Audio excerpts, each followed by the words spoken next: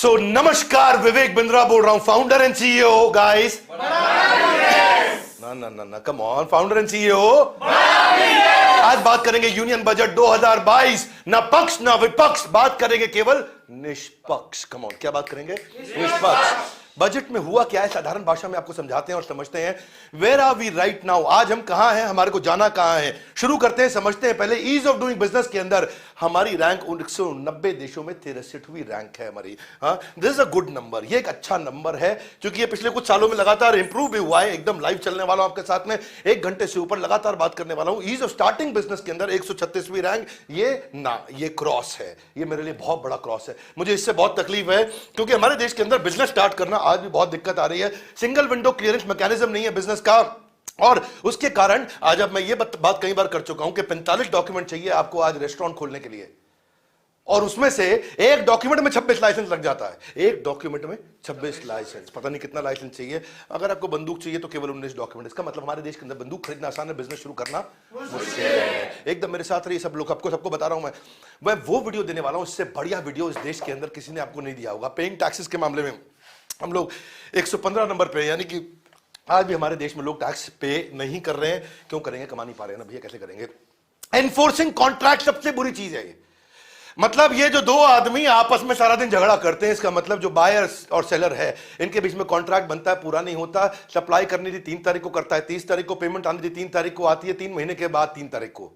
इसका मतलब क्या है? यहां पे हम लोग 163वीं रैंक पे हैं 190 देशों में। यहां हमारा हाल बहुत बुरा है क्योंकि इस समय हम लोग इन काफी अच्छे देशों से भी बहुत पीछे चल रहे हैं। इंडिया बहुत कमजोर है इनमें इस समय। सस्टेनेबल डेवलपमेंट गोल की बात करें, अगर मैं आपसे बात करूंगा यूएनडीपी की, वो कहता है कि भाई poverty, hunger, quality education, climate, good health, life below water, इन सब पे कुछ काम होना चाहिए था। और ये सब मैं क्विकली आपके सामने चला रहा हूं। इन सब पे कुछ काम होना चाहिए था। एक बजट ही हमारा कैसा रहा, इन पे काम हुआ कि नहीं हुआ, कैसा रहा? फिस्कल डेफिसिट हमारा कैसा रहा? फिस्कल डेफिसिट होता क्या है? हाथ आगे लाइए भैया, हाथ आगे लाइए। आमदनी, खर्चा।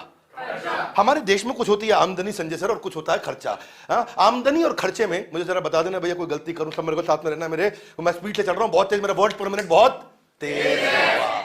यानी कि हमारे देश के अंदर आज हम लोग पिछले साल बहुत थोड़े खराब हालत में थे, हम उसके बाद इस साल थोड़ा बेटर हुए और अगले साल और बेटर होने की संभावना है। डिनोमिनेटर क्योंकि खराब था तो इसलिए भी चांसेस है। कोविड के बाद हालत थोड़ी खराब थी। यानी कि देश में अगर हमने 100 रुपए का हमारी इनकम है, हमारा खर्चा है 109 रुपए का हुआ है। अब इसमें देखिए 100 रुपए की इनकम है तो खर्चा 106 रुपए 49 पैसे का हुआ है। यानी कि हमारा इतना खर्चा फालतू हुआ है जिसके कारण हमारे को कर्जा लेना पड़ता है। इसको बोलते हैं फिस्कल डेफिसिट। इसलिए साधारण कोई समझा पाएगा क्या भैया? कितना देश कमा रहा है और कितना देश खर्च कर रहा है। जैसे कंपनी चलती है वैसे देश चलता है। फाइनेंस मिनिस्टर हमारे देश की सीईओ की तरह काम करती है, वैसे सीएफओ बोलेंगे, ग्रुप सीएफओ हमारे देश की, क्योंकि सीईओ तो प्राइम मिनिस्टर होता है। अब ये देश, ये मुझे लग रहा था कि बजट पॉलिटिकल बजट होगा क्योंकि उत्तर प्रदेश, उत्तराखंड, गोवा, मणिपुर और उसके अलावा पंजाब, खास तौर से मुझे इन दो की ज्यादा तकलीफ थी, एक यूपी की और एक पंजाब की। इसके चक्कर में मैं सोच रहा था कि एक पॉपुलिस्ट बजट आएगा, परंतु ऐसा हुआ नहीं। ये बजट आम आदमी का फिर से दोबारा से नहीं था। लास्ट ईयर भी ऐसा था कि आम आदमी का बजट नहीं था, इस बार भी आम आदमी का बजट नहीं है क्योंकि ये देश का बजट बनाया इन्होंने। इसमें बहुत सारी कमियां हैं, बहुत सारी अच्छाइयां हैं, सारी खुल के बोलेंगे, डरेंगे किसी से भी नहीं। क्या आप मेरे साथ हैं? Loudly yes no, come on yes no, साथ में रहिएगा भैया, गेम चेंज करने वाले हम लोग। पोस्ट कोविड जो दूसरी वेव आई थी उसमें बहुत प्रेशर था हमारे पास इकोनॉमिक रिकवरी का। इन्होंने इकोनॉमिक रिकवरी पे काफी काम किया है। इसलिए बात करेंगे, हेल्थ केयर रिफॉर्म पे भी काम किया है। आनंद महिंद्रा, उनका कहना है ब्रेविटी। ब्रेविटी का मतलब क्लैरिटी, साधारण भाषा में बताता हूं। वो कहते हैं क्लैरिटी इनकी वर्च्यू रही है। निर्मला सीतारमण, ये छोटा सा एड्रेस मेरे लिए बड़ा इंपैक्टफुल रहा है। आनंद महिंद्रा का ब्लू टिक बोलूंगा।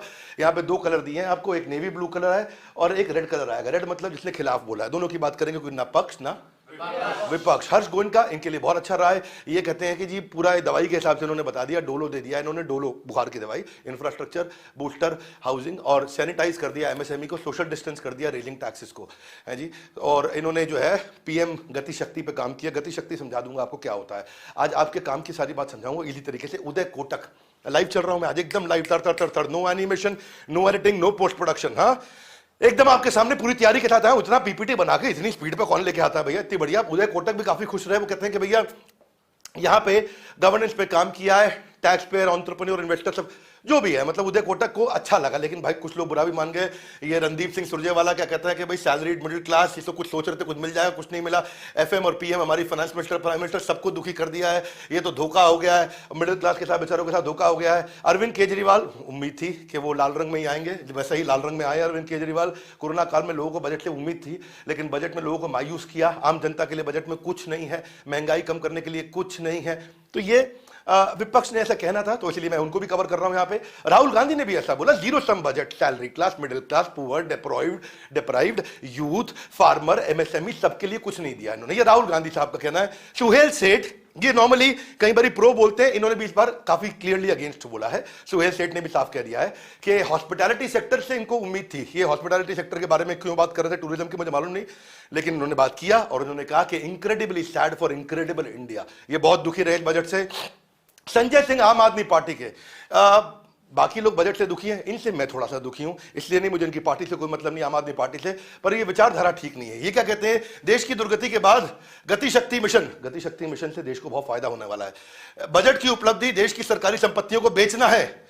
सपूत संपत्ति बढ़ाते हैं, कपूत संपत्ति बेचते हैं। ये ऐसा कहते हैं कि भाई कपूत संपत्ति बेच देते हैं, सपूत संपत्ति बढ़ाते हैं। भैया पहला तो कोई संपत्ति बिक नहीं रही है, उसकी यूटिलाइजेशन के लिए उसको दिया जाता है। मेरे ख्याल से प्राइवेटाइजेशन हमेशा अच्छा रहा है।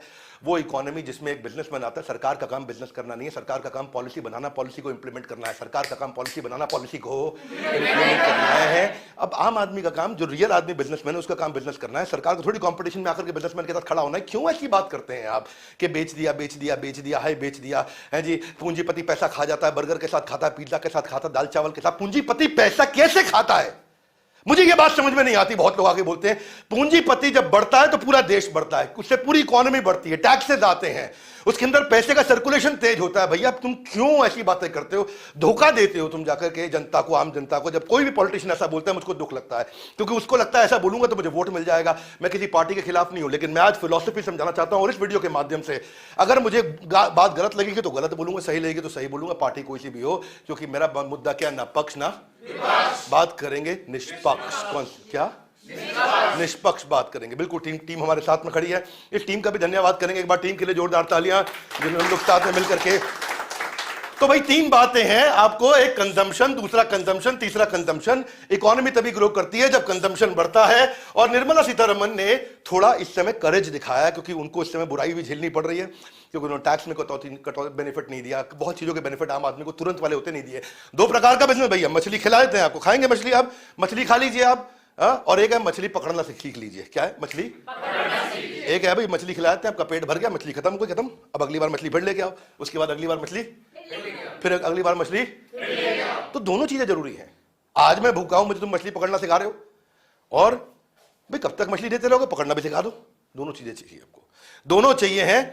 तो यहां पे आज मछली खिलाने के मामले में निर्मला सीतारमण थोड़ा फेल हुई हैं, लेकिन लंबे समय में मछली पकड़ना सिखाने के मामले में सक्सेसफुल हुई हैं।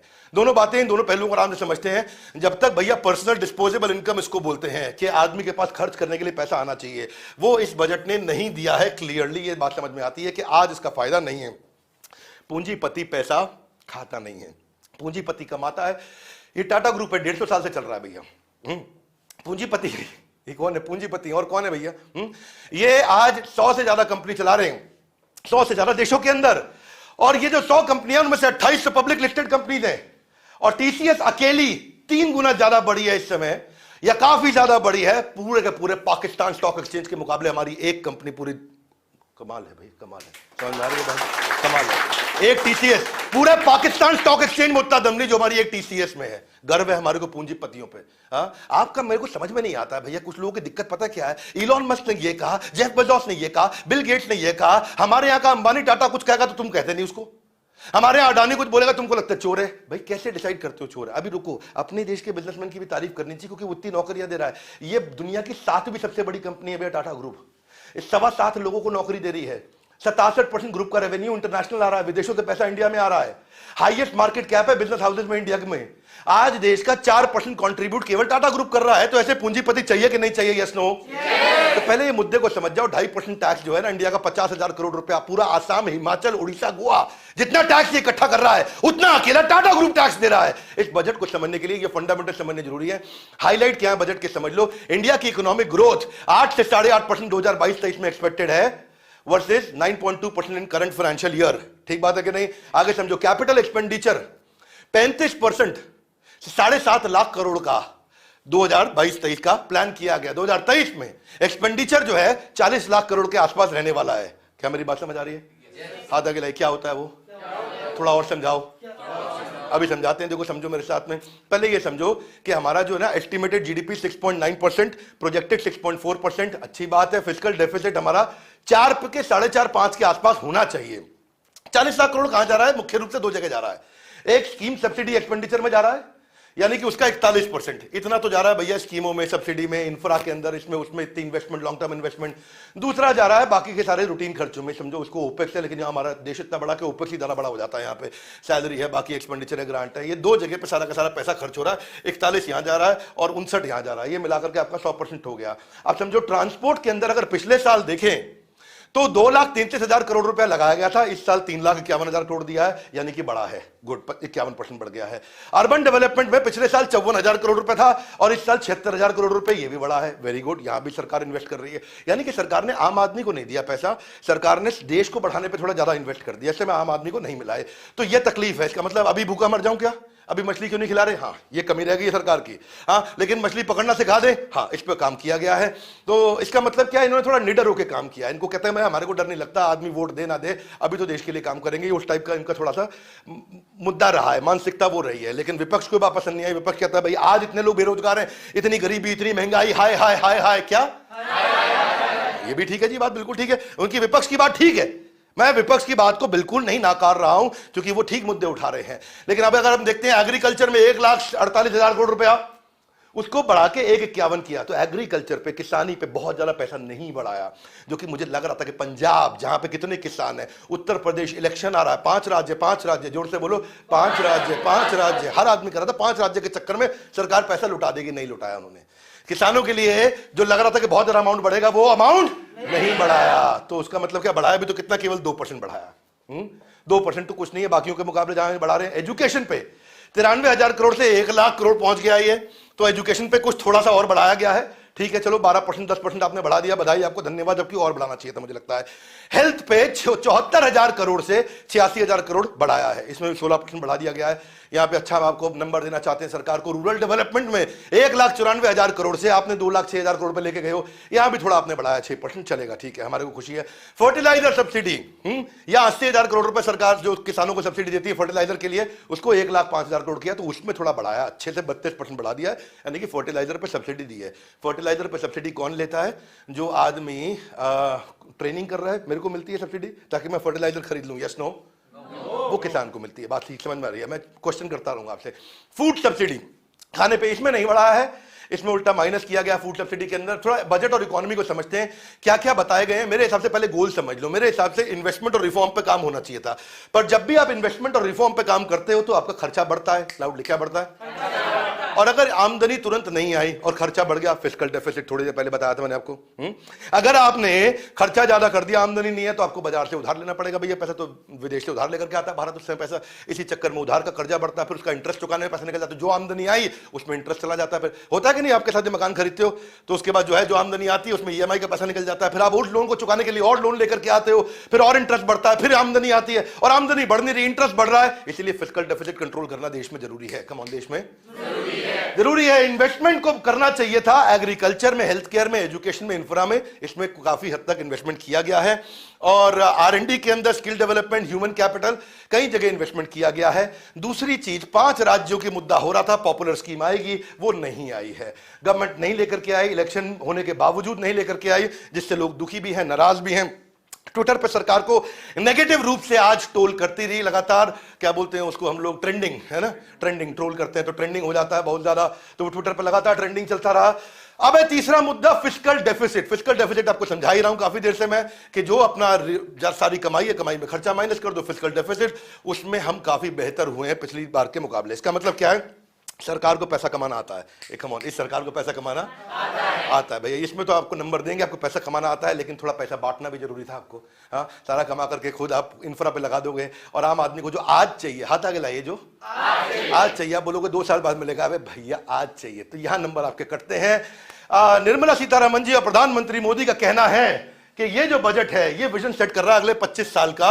इसको अमृत काल के लिए बनाया गया। अमृत काल मतलब जब 75 साल हो जाएंगे भारत के इंडिपेंडेंस को। हाँ जी, अभी बहुत साल है, इतनी दूर की कहानी बताइए हमको। हाँ, पोस्ट डेटेड चेक दे दिया गया है। क्या दे दिया गया है? पोस्ट डेटेड चेक दे दिया गया। क्षमा चाहते हैं, आज हम कड़वा बोलेंगे, मीठा भी बोलेंगे, क्योंकि ना पक्ष ना विपक्ष। बिल्कुल ठीक। तो पहले बात करते हैं कि भाई आम आदमी को टैक्स में बेनिफिट मिलना चाहिए था, मिला क्या? नहीं मिला। मिला क्या? नहीं मिला। सैलरी क्लास डिसअपॉइंटेड, 0 नंबर दिया। कहते हैं क्या आपको करंट टैक्स स्ट्रक्चर में कोई बेनिफिट नहीं दिया गया है, लोग दुखी हैं। ये कौन है? ये निर्मला ताई है। कौन है? इन्होंने कहा, निर्मला ताई ने, कुर्बानी कौन देगा? हाथ आगे लाए, कुर्बानी कौन देगा? तो लोगों ने बोला कुर्बानी हम जो तनख्वाह लेते हैं वही लेंगे भैया। तनख्वाह लेने वाला आदमी सारी कुर्बानी दे रहा है। निर्मला ताई की जय हो। जोर से बोलो, निर्मला ताई की जय हो। हाँ, अब देखो भैया, मेरे साथ में ना बीजेपी कांग्रेस कमेंट बॉक्स में नहीं करने का है, हिंदू मुस्लिम कमेंट बॉक्स में हम सही बताएंगे, सही को, गलत बताएंगे गलत को। तो इनकम टैक्स बजट सेशन पे आज काफी ज्यादा ट्रोल भी होती रही। देखो, गरीब को मिली सब्सिडी, जोर से बोलो, गरीब को मिली सब्सिडी, अमीर को मिली रिबेट, मिडिल क्लास वालों तुम देखो टीवी, तुम्हें मिली है डिबेट। क्या मिली है? डिबेट। तुमको मिली है डिबेट, तुम खाली डिबेट में बैठो देखो। इसलिए ये थोड़ा मिडिल क्लास नाराज रहा है, क्योंकि मिडिल क्लास का हाल बुरा हुआ है। इसी के लिए रामगोपाल यादव समाजवादी पार्टी कहते हैं किसी को जोड़ा नहीं, सबको छोड़ा है। ठीक है, ये बेचारे श्रवण कुमार हैं, ये कॉर्पोरेट पिता को भी कंधे पे उठा रखे हैं, और गरीब किसान माता को भी कंधे पे उठा रखा। उनको 2,37,000 करोड़ रुपए मिल गया एमएसपी का, इनको कॉर्पोरेट लोन मिल गया। ये बेचारा टैक्स दे रहा है। क्या दे रहा है? इसका काफी बुरा हाल है, ये दुखी है, नाराज है। तो मैं थोड़ा विजुअल्स के साथ आज बात करूंगा और इंपैक्ट पे बात करूंगा लगातार। एक भाई ने पूछा आप इनकम टैक्स के दायरे में आते हो? बोला मैं तो अभी इनकम के दायरे में नहीं आता। तो देश में भी तकलीफ है, जो आज देना चाहिए था वो आज देना चाहिए था। कम ऑन, जो आज देना चाहिए था वो आज देना चाहिए था। तो बजट में कुछ मिला, तो जो तनख्वाह जिसको मिलती है कहता है हाँ जी थैंक यू मिला है, क्योंकि निर्मला सीतारमण ने बोला है कि भाई थैंक यू, जिसने जिसने इनकम टैक्स पे किया उसको जोर से बोलो, उसको थैंक यू। तो आपको थैंक यू बोला है, तो आप भी क्या बोलो? वेलकम। क्या बोलो? Good boy, very good. तो ये कमलनाथ जी भी इसलिए काफी नाराज रहे, इसलिए लाल रंग दिखाया आपको। केंद्र सरकार को आज पेश आम बजट पूरी तरह से निराशाजनक साबित हुआ है। मैं जाकड़ों की बाजीगरी से भरा हुआ है, एक बार फिर झूठे सपने दिखाने वाला साबित हुआ है। कमलनाथ काफी नाराज हुए। होना भी था, इनको विपक्ष में है, विपक्ष में अगर कोई अच्छी चीज हो उसको भी देखना चाहिए, बुरी हो उसको भी देखना चाहिए। लेकिन क्या है, क्योंकि विपक्ष है, इनकी मजबूरी है, इनको उनके खिलाफ वोट मांगना है, तो ये एक्सपेक्टेड है कि ऐसा बोलेंगे। इन्होंने बड़ी अच्छी कविता लिखी अखिलेश यादव जी ने कि काम कारोबार सब हुआ चौपट, ऐतिहासिक मंदी लाखों की नौकरी कर गई चट, आम जनता की आमदनी गई घट, बेकारी बीमारी में बैंकों की जमा निकली सारी बचत, अब लोगों की जेब काटने के लिए आया भाजपा का एक और बजट। तो इन्होंने कविता अच्छी लगी, आपको लिए बधाई अखिलेश यादव जी। आपकी कविता मुझे लगता है लोगों को पसंद भी आई होगी, और हम आपकी कविता का सम्मान करते हैं, क्योंकि आपको ये आज करना था, आपको आपने किया ऐसा।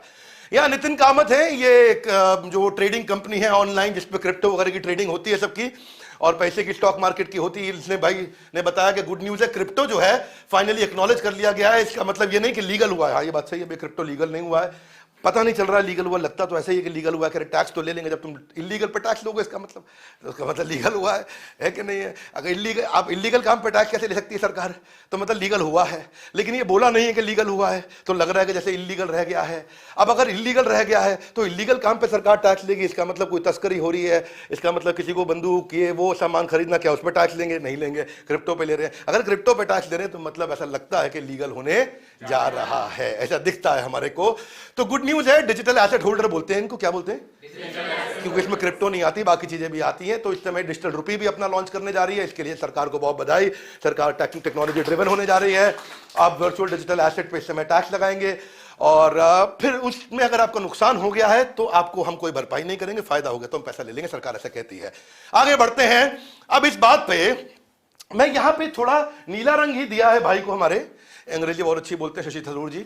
ये कहते हैं कि भाई डिजिटल करेंसी कंसर्न है, मेरे को अच्छा लगा, ठीक काम किया, रीजनेबल प्रपोजिशन है, डिजिटल करेंसी को लीगल कर देना चाहिए, शशि थरूर को अच्छा लगा। बाकी वैसे इनका कहना है कि कॉमन सिटीजन के लिए बात नहीं करी, तो मैंने इनको पॉजिटिव की तरफ माना गया है कि इन्होंने सरकार की अच्छी चीज की तारीफ भी करी है और बुरी चीज की थोड़ी सी बुराई भी कर दी है। इनको मैं पॉजिटिव तरफ से मान रहा हूं इस समय कि ये सरकार के किए हुए इनिशिएटिव की कुछ हद तक तारीफ भी करी है। चलिए फिर आगे चलते हैं। आपको डिसाइड करना है सरकार ने ठीक किया कि गलत किया, वो आप कमेंट बॉक्स में बताते रहिए नीचे कि आपको हमारा इस समय बताया हुआ बजट का वीडियो कैसा लग रहा है। एक्स्ट्रा मनी कंजम्पशन के लिए मिलना चाहिए था आम आदमी को। मेरे हिसाब से जो सैलरीड आदमी है, आप हमारे सुझाव क्या है जानना चाहेंगे? कम ऑन, नहीं जानना चाहेंगे? Loud guys. स्टैंडर्ड डिडक्शन जो है 50,000 से 1 लाख कर देना चाहिए था, क्योंकि इन्फ्लेशन हुआ भैया, बहुत महंगाई बढ़ी है। समझ नहीं रहे बात को यार, आपको समझना पड़ेगा, किसी गांव में जाके आदमी के घर में बैठ के समझना पड़ेगा। पेट्रोल जो है आपका 63 रुपए से 95 रुपए हुआ है 2017 से 2021-22 तक आते आते। आज आप देखो डीजल भैया आप 53 रुपए से 86 रुपए हुआ है। महंगाई हुई है, अगर आप टैक्स में बेनिफिट नहीं दोगे, महंगाई का भी मारोगे, जीएसटी की भी थप्पड़ पड़ेगा, आदमी जाएगा कहाँ? तो उसको तकलीफ होगी। मस्टर्ड ऑयल ये बेचारा 75 रुपए से 150 रुपए हो गया, डबल हो गया दाम। आदमी खाना ना बनाए कि आपको लगता है कि भैया हम आगे चल के तो ये एरिया में सरकार सफल नहीं रह पाई, इसलिए लोग नाराज भी हैं। पर फिर भी इसका अगर दूसरा हिस्सा देखें तो सरकार ने काफी करेज लिया, हिम्मत उठाया। मेरा ऐसा मानना चाहिए टैक्स फ्री स्लैब का 2.5 लाख पे पिछले कई सालों से बात हो रही थी, बढ़ा दो बढ़ा दो, क्या बढ़ा दो, तो जो है वो 2.5 लाख से 5 लाख हो जाना चाहिए था। कम से कम 4 करते, 3.5 करते, नहीं बढ़ाया, उन्होंने उसको छोड़ दिया। 2 हिस्से होते हैं भैया, एक होता है गरीबी में भागीदारी और एक होता है ग्रोथ में भागीदारी। मेरे को ऐसा लगता है कि निर्मला सीतारमण जी को ग्रोथ में भागीदारी पर काम करना चाहिए। कुछ हद तक किया भी है उन्होंने, क्योंकि उन्होंने देश की दूसरी ग्रोथ, मछली मारना सिखाने वाली ग्रोथ, इंफ्रास्ट्रक्चर वाली ग्रोथ अच्छी करी है। लेकिन आज जो बेचारा गरीब है उसको तो आज चाहिए था, वो नहीं मिला है। तो आगे बढ़ते हैं, इसको समझते चलते हैं हमारे साथ में कि इसका माइक्रो इंपैक्ट क्या है। कि आज अगर आप दे देते पैसा, टैक्स में बेनिफिट दे देते, कंजम्पशन को सपोर्ट करता, देश में पैसा ज्यादा घूमता, देश में पैसा अच्छे से घूमता तो एम्प्लॉयमेंट बढ़ती, एसएमई सेक्टर ग्रो करता। अगला मुझे लगता है कि आपको इंसेंटिव देना चाहिए था इक्विटी मार्केट में इन्वेस्ट करने के लिए, क्योंकि लॉन्ग टर्म कैपिटल गेन का जो टैक्स है वो 10% है इस समय, और ये पहले 0 हुआ करता था। सरकार अगर इसको 0 कर देती तो और इन्वेस्टर आता। मुझे लगता है कि निफ्टी में जिसने इन्वेस्ट किया था आज से कई साल पहले 1996 में, वो 11% की ग्रोथ के साथ 10,000 रुपए लगा के 1,37,000 कमाया, लेकिन एफडी में 10,000 रुपए लगा के खाली 45,000 रुपए कमाया आज तक। यानी कि अगर निफ्टी में वो इन्वेस्ट करता तो अच्छा ग्रो कर जाता। तो आपको ये इंस्पायर करना चाहिए देश को कि लोग अपने पैसे को सेव करके इन्वेस्ट करें, ना केवल सेव ना करें, क्या करें? इन्वेस्ट करें। इसमें लोगों की वेल्थ क्रिएट होती है, उनके बच्चों की शादी, उनका एजुकेशन, उनको मकान खरीदना, रिटायरमेंट, वो सब कर पाते हैं। मैक्रो इंपैक्ट इसका बहुत बड़ा है। फॉरेन कैपिटल पे आपको डिपेंड नहीं होना पड़ता। आज हमारे देशवासी अगर पैसा इन्वेस्ट करें अपना, तो आपको फॉरेन कैपिटल पे नहीं डिपेंड होना पड़ेगा। एफडीआई एफआईआई आया और वापस लेके चला गया तो अचानक मार्केट गिर गई, एफडीआई आया तो मार्केट उठ गई, वो सब की वॉलेटिलिटी नहीं है। और आईपीओ लेके आने वाले लोगों को भी फायदा होता है इससे। इंसेंटिव अगर आप दे देते मकान खरीदने में, जो कि आपने नहीं दिया, ठीक बात है कि नहीं? आपने मकान खरीदने के लिए इंसेंटिव नहीं दिया। आज 2 लाख रुपए की इंटरेस्ट की सब्सिडी है, उसको 5 लाख कर देते तो लोग कितना कहते, अरे वाह, जोर से बोलो अरे वाह, है ना? आज अगर आप स्टैंप ड्यूटी को कम कर देते, आप 7% से 2% कर देते, कितना फर्क पड़ता? मैं आपको बता रहा हूं, आपको लगता है फर्क नहीं पड़ता? नहीं भैया पड़ता, क्योंकि महाराष्ट्र सरकार ने कुछ महीनों के लिए किया था 2020 में, 55% लोगों ने उतने दिनों के अंदर फट 53% लोगों ने रजिस्ट्री करा दी। ऐसा भाग भाग के लोग रजिस्ट्री करने गए, ऐसा लगा जैसे मकान खत्म होने वाला है देश के अंदर। ऐसा लगा कि मतलब जो आखिरी मकान बचा ले लो भैया, क्या ले लो एकदम, जो मिला सब लपक के मकान खरीदा। क्यों? रजिस्ट्री का पैसा कम हो गया। आपने 7% से 2% किया, महाराष्ट्र सरकार ने बाद में फिर बढ़ा दिया उसको, वो एक अलग बात है। परंतु असर आता है, लोग मकान खरीदते, फटाफट से फर्क पड़ता है इससे। और अगर देखो मकान खरीदते तो होता क्या, हाथ आगे लाइए, हमें क्या मिलेगा? निर्मला ताई पूछ सकती हैं कि भैया हमें क्या मिलेगा? आपको बहुत कुछ मिलता, क्या बात कर दिया आपने? आपको ये नहीं कि इंटरेस्ट कम मिलता, टैक्स कम मिलता, आप तो बहुत कमा जाते। पहले तो देखो आम आदमी को मकान मिलता है ना, उसकी ट्रांजैक्शन कॉस्ट कम होती और वो इंटरेस्ट से पैसा बचाता। दूसरी चीज, रियल एस्टेट आगे बढ़ जाता भैया। ये रियल एस्टेट वाला वो अनाथ बच्चा है जिसकी तो कोई चिंता नहीं करता है। आज की डेट में रियल एस्टेट वालों का क्या हाल हो गया समझ रहे हैं? पहले आप समझ लें कि एग्रीकल्चर के बाद हमारे देश में दूसरा सबसे बड़ा एम्प्लॉयर रियल एस्टेट है। 1.5 करोड़ लोगों को तनख्वाह दी जा रही है यहां पे, और रियल एस्टेट वालों पे पैसा आता, अगर एम्प्लॉयमेंट बढ़ती, स्टील वाले कमाते, सीमेंट वाले कमाते, टाइल वाले कमाते, रियल एस्टेट वाले कमाते, प्लम्बर भी आता, मेसन भी आता, कारीगर भी आता, हर आदमी आता, कारपेंटर भी आके लकड़ी ठोक के अलमारी बना के जाता। अलमारी नहीं बनाओगे मकान में? बनाएंगे फिर तो आपका अलमारी भी बनती मकान के अंदर, तो सब काम होता। लेकिन आपने क्या है, इसके ऊपर काम नहीं किया, रियल एस्टेट के ऊपर, तो वहां से दिक्कत। आगे चलते हैं। Financial inclusion, banking, investment, insurance को एक्सेसिबल करे। जन धन योजना की तरह जन निवेश योजना भी लाई जा सकती है। जन रेडिकल थॉट है भाई साहब, मैं अपने थॉट भी दुख रखूंगा, क्योंकि मैं एक हमारे देश का स्वतंत्र नागरिक और अपने अधिकार रखना चाहता हूं, अपने अधिकार के साथ अपने विचार रखना चाहता हूं और देश में बताना चाहता हूं क्या किया जा सकता है। मेरी बात को ध्यान से सुने आप। अगर पीपीएफ, पोस्ट ऑफिस या गवर्नमेंट स्कीम इक्विटी के अंदर, प्राइवेट नहीं बोल रहा हूं, उसमें अगर आप बोले कि भाई तुम जितना कमाते हो महीने का 5% कंपलसरी तुमको इन्वेस्ट करना पड़ेगा। एक तो बेचारा जो कमा रहा है उसका पैसा कुछ सेव होएगा, इन्वेस्ट होएगा। दूसरा भैया सरकार को कितना फायदा हो जाता है। दूसरा मैं मानता हूं कि इंश्योरेंस जबरदस्ती करा दो, हाथ आगे लाई। वो कैसे? 75 करोड़ लोगों के पास मोबाइल का कनेक्शन है। अगर उनसे आप बोलो मोबाइल यूज करना है तो तुमको महीने का 50 रुपया देना पड़ेगा। कितना रुपया? 50 रुपया। महीने का 100 रुपया देना पड़ेगा, और अगर तभी तुम मोबाइल यूज कर पाओगे, वो दोगे तो उससे तुम्हारी इंश्योरेंस हो जाएगी। 75 करोड़ लोगों का इंश्योरेंस आज हो सकता है इस देश में। क्या मेरी बात समझ आ रही है? Yes no? रेडिकल थॉट्स हैं ये, गेम चेंजिंग थॉट्स हैं ये। अगर 75 करोड़ लोगों का इंश्योरेंस हो गया तो भाई साहब एक बीमारी में जो पूरा का पूरा मकान बिक जाता है आज, बच सकता है, बहुत बड़ा फर्क पड़ सकता है। 50 रुपया 100 रुपया मोबाइल कनेक्शन वाला आराम से दे सकता है। आज मैक्रो इंपैक्ट इसका ऐसा होता कि लॉन्ग टर्म फंड सरकार को मिल जाता है इंफ्रास्ट्रक्चर, हेल्थ केयर में इन्वेस्ट करने के लिए, क्योंकि इतना पैसा सरकार के पास आता। तो मेरा ऐसा मानना है गरीबी में भागीदारी नहीं, ग्रोथ में भागीदारी। ये बेचारा आदमी हमारे साथ बैठा है, अगर ये कमा के आगे बढ़ेगा तब इससे टैक्स लो, क्या ये मना करेगा? मना करेगा? ये कहेगा बिल्कुल लो, लेकिन पहले कमाने के लिए मेरी मदद करो, थोड़ा मुझे पहले बचाने में मदद करो। अब प्रधानमंत्री साहब हमारे बड़ी अच्छी स्टेटमेंट दी है कि स्टार्टअप ऑफ इंडिया जो आज है वो एमएनसी ऑफ टुमारो है। क्या है? MNC of tomorrow. जो आज स्टार्टअप है वो कल मल्टीनेशनल कॉर्पोरेशन बनेगा। बिल्कुल आपको बधाई, आपने बिल्कुल ठीक बात कही। लेकिन मेरी आपसे एक प्रश्न है श्री प्रधानमंत्री मोदी जी, कि आपने स्टार्टअप पे उतना काम किया क्यों नहीं जितना काम स्टार्टअप में अपने आप स्वतः हमारे देश के करेजियस एंटरप्रेन्योर्स ने करके दिखाया है।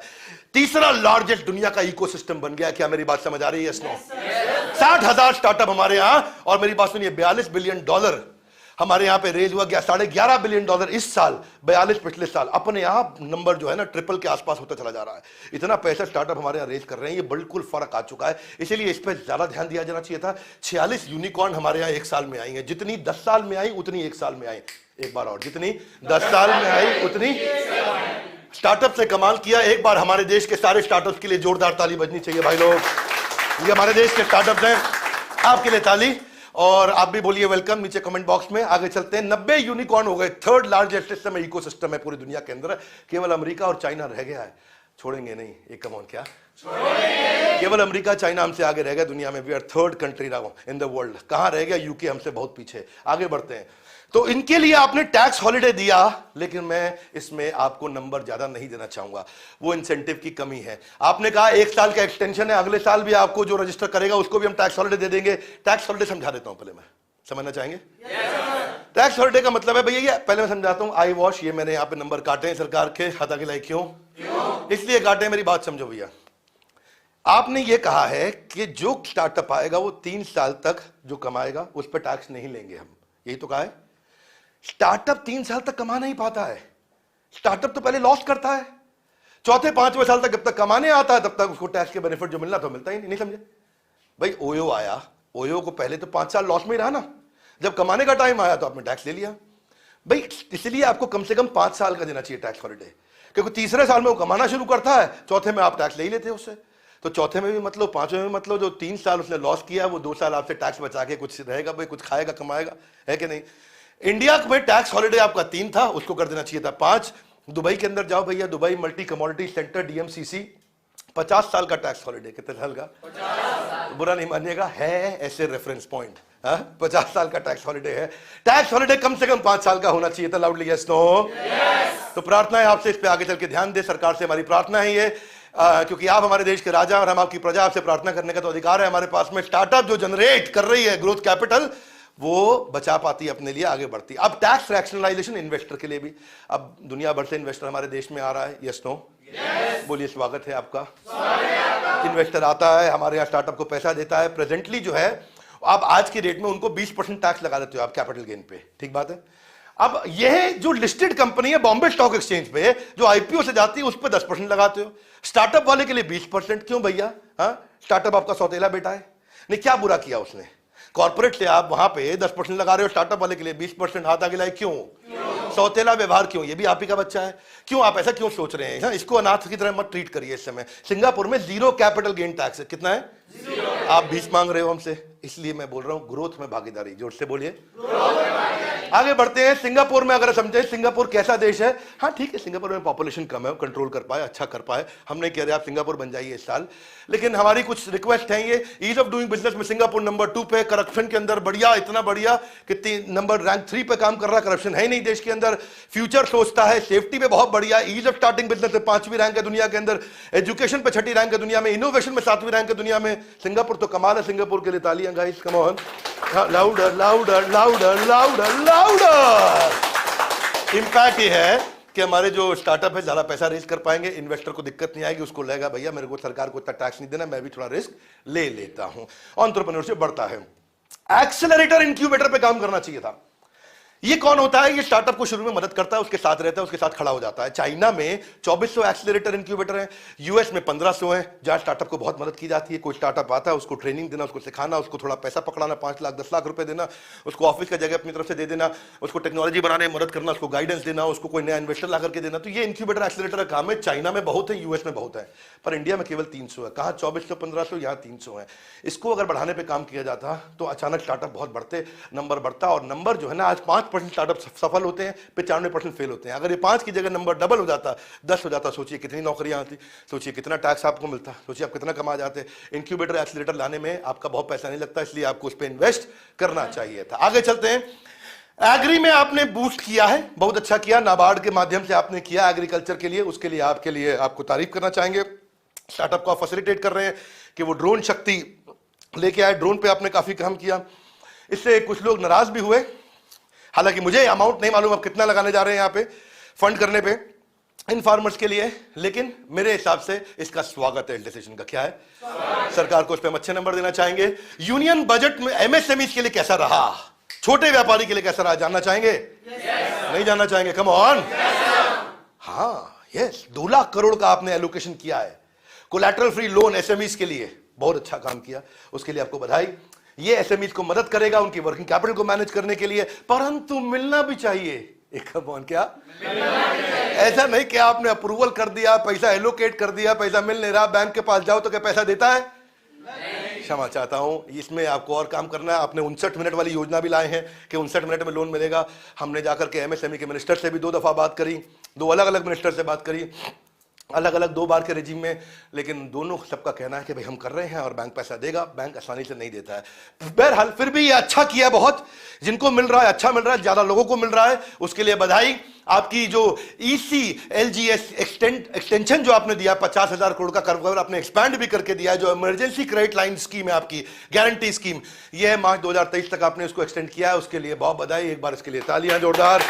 यह स्कीम 2020 में आपने सारे व्यापारियों को दी थी, बिना कोलैटरल के दी थी। तो इस एक्सटेंशन स्कीम को मैं पॉजिटिव तरह से देता हूं, ये मदद करेगा हमारे व्यापारियों को, लेकिन मिलना चाहिए। क्या लोन मिलना चाहिए। किरण मजुमदार शो, ये थोड़ा शुरू में मुझे लगा कि सुबह की ट्वीट से थोड़ा खुश थी, लेकिन दोपहर के बाद आते आते ये लाल रंग की तरफ चली गई। ये भी नाराज हुई, कहती मिडिल क्लास डिसअपॉइंटेड है। इनके किरण मजुमदार शो बहुत बड़ी व्यापारी हैं हमारे देश में, सबसे अमीर औरतों में देश की 5 इनका नाम आता है, और सेल्फ मेड वुमेन है। बहुत अच्छा काम किया, सस्ती दवाइयां कैंसर की इन्होंने प्रोड्यूस करी हैं। किरण मजुमदार शो कहती हैं कि पैंडेमिक ने गरीब आदमी को, आम आदमी को हिट किया है, एमएसएमई के लिए और काम किया जाना चाहिए था, और इस समय जो आज हमारे को स्टिमुलस देना चाहिए था वो लॉन्ग टर्म पे छोड़ दिया निर्मला सीतारमण जी ने। तो किरण मजुमदार शो दोपहर के बाद आते आते उनका ट्वीट थोड़ा नेगेटिव दिशा में चला गया। अब मैं देखता हूं एमएसएमई चाइना और इंडिया में फर्क क्या है, क्या जानना चाहेंगे? चाइना में अगर आप देखो तो 35 मिलियन है आपके छोटे व्यापारी, हमारे यहां 68 मिलियन है, बहुत ज्यादा। एक्चुअली अगर इनफॉर्मल को भी साथ में ऐड कर दे जिसने रजिस्ट्री नहीं करी, हाँ, तो उस तरह से 15 करोड़ है। अभी 6 करोड़ 80 लाख तो रजिस्टर्ड है, तो यानी कि हम चाइना से डबल हैं छोटे व्यापारियों के नंबर में, डबल है, परंतु वो 60% जीडीपी को कंट्रीब्यूट कर रहा है और हम केवल 30% कंट्रीब्यूट कर रहे हैं। यानी कि वो डबल होकर के, वो आधा होकर के हमसे दुगना काम कर रहा है, और हम उससे दुगना होकर के उससे आधा काम कर रहे हैं। इसका मतलब 1/4 का फर्क आ गया। क्या मेरी बात समझ आ रही है? क्यों ऐसा? क्योंकि वो वहां पे एमएसएमई इतना बढ़िया काम कर रहा है, 80% जॉब भी दे रहा है चाइना में, और हम लोग केवल 30% जॉब नहीं दे पा रहे। और इसीलिए लोग बोलते हैं बेरोजगारी बेरोजगारी, जोर से बोलो बेरोजगारी। इसीलिए लोग बोलते हैं आज 18,000 नए व्यापारी आ रहे हैं चाइना के अंदर जो बिजनेस शुरू कर रहे हैं। हमारे देश में हर रोज 1,000 कर रहे हैं, 18 गुना ग्रो कर रहा है हमसे। वो यहाँ पे एक दिन में 18,000 नए एमएसएमई आते हैं वहां, और वहां 18,000 और हमारे यहाँ केवल 1,000। ये तो इसीलिए है, माहौल और बढ़ना चाहिए व्यापार का। आपको रजिस्टर करिए। आज जो कैश में कच्चे में धंधा कर रहा है उसको एमएसएमई रजिस्टर कराइए भैया, क्योंकि देखो इंडिया में 13 करोड़ इस समय एमएसएमई है, लेकिन 85% रजिस्टर्ड है। गवर्नमेंट को पोस्ट ऑफिस लेकर के, गवर्नमेंट स्कूल लेकर के, छोटी खाली पड़े गवर्नमेंट कॉलेजेस लेकर के, बच्चे स्कूल नहीं जा रहे उनको लेकर के वहां पे उनका रजिस्ट्रेशन शुरू कर देना चाहिए, ताकि छोटा व्यापारी भी जो कच्चे में धंधा कर रहा है पक्के में करने लग जाएगा। एमएसएमई रजिस्टर होगा तो उसको अच्छा लोन मिलेगा भैया। कि तो कच्चे में लोन लोगे तो आपको लोन मिलता है कितना पे? 3% पे। कितना पे मिलता है? 3%। और अगर आप पक्के में आ गए तो लोन मिलेगा आधे %, 1% पे। क्या मेरी बात समझ आ रही है? तो यानी कि अगर आपने 1 लाख रुपए का लोन लिया, अब आपको 3,000 रुपया हर महीना देना पड़ता है। आप 1 लाख रुपए का लोन उससे मिलेंगे तो 750, 800 या 1,000 रुपया महीना देना पड़ेगा। कितना फर्क आ जाएगा? और यही लोन अगर 1 करोड़ का हुआ तो 3 लाख से 75,000 रुपया, कितना बड़ा आपका ईएमआई का फर्क आ जाता है। मैं यही कहना चाहता हूं कि मैक्रो इंपैक्ट ये, सरकार आप कितना जीएसटी कलेक्ट कर पाएंगे इसके रजिस्ट्रेशन पे और काम होना चाहिए। इसके बाद एमएसएमई के कैपेसिटी डेवलपमेंट यानी कि ट्रेनिंग पे काम होना चाहिए भैया। अगर वो ट्रेंड होगा तो फेल होएगा नहीं तो लोन चुकाएगा। अभी लोन वो चुका नहीं पाता। क्या मेरी बात समझ आ रही है? आज इंडिया के जितने एंटरप्रेन्योर हैं उनको फॉर्मल एजुकेशन मिल नहीं पाती, 10वीं 12वीं के बाद बिजनेस चालू कर देते हैं। अब आप देखोगे सब्जी वाले से लेके, परचून वाले से लेके, पंचर वाले से लेके, जब वो बिजनेस बड़ा करना चाहता है उसको एजुकेशन नहीं है। अब एक एमबीए आता है, वो चाय वाला बन जाता है, पैसा कमाता है। भाई आपको बधाई, आपने अच्छा काम किया। आपने नीचे हमारे यहाँ के कमेंट भी करते हो, मैं आपका रेगुलर कमेंट देखता हूं, आपको बहुत बधाई। एमबीए चाय वाला, जानते हो उनके बारे में? नहीं।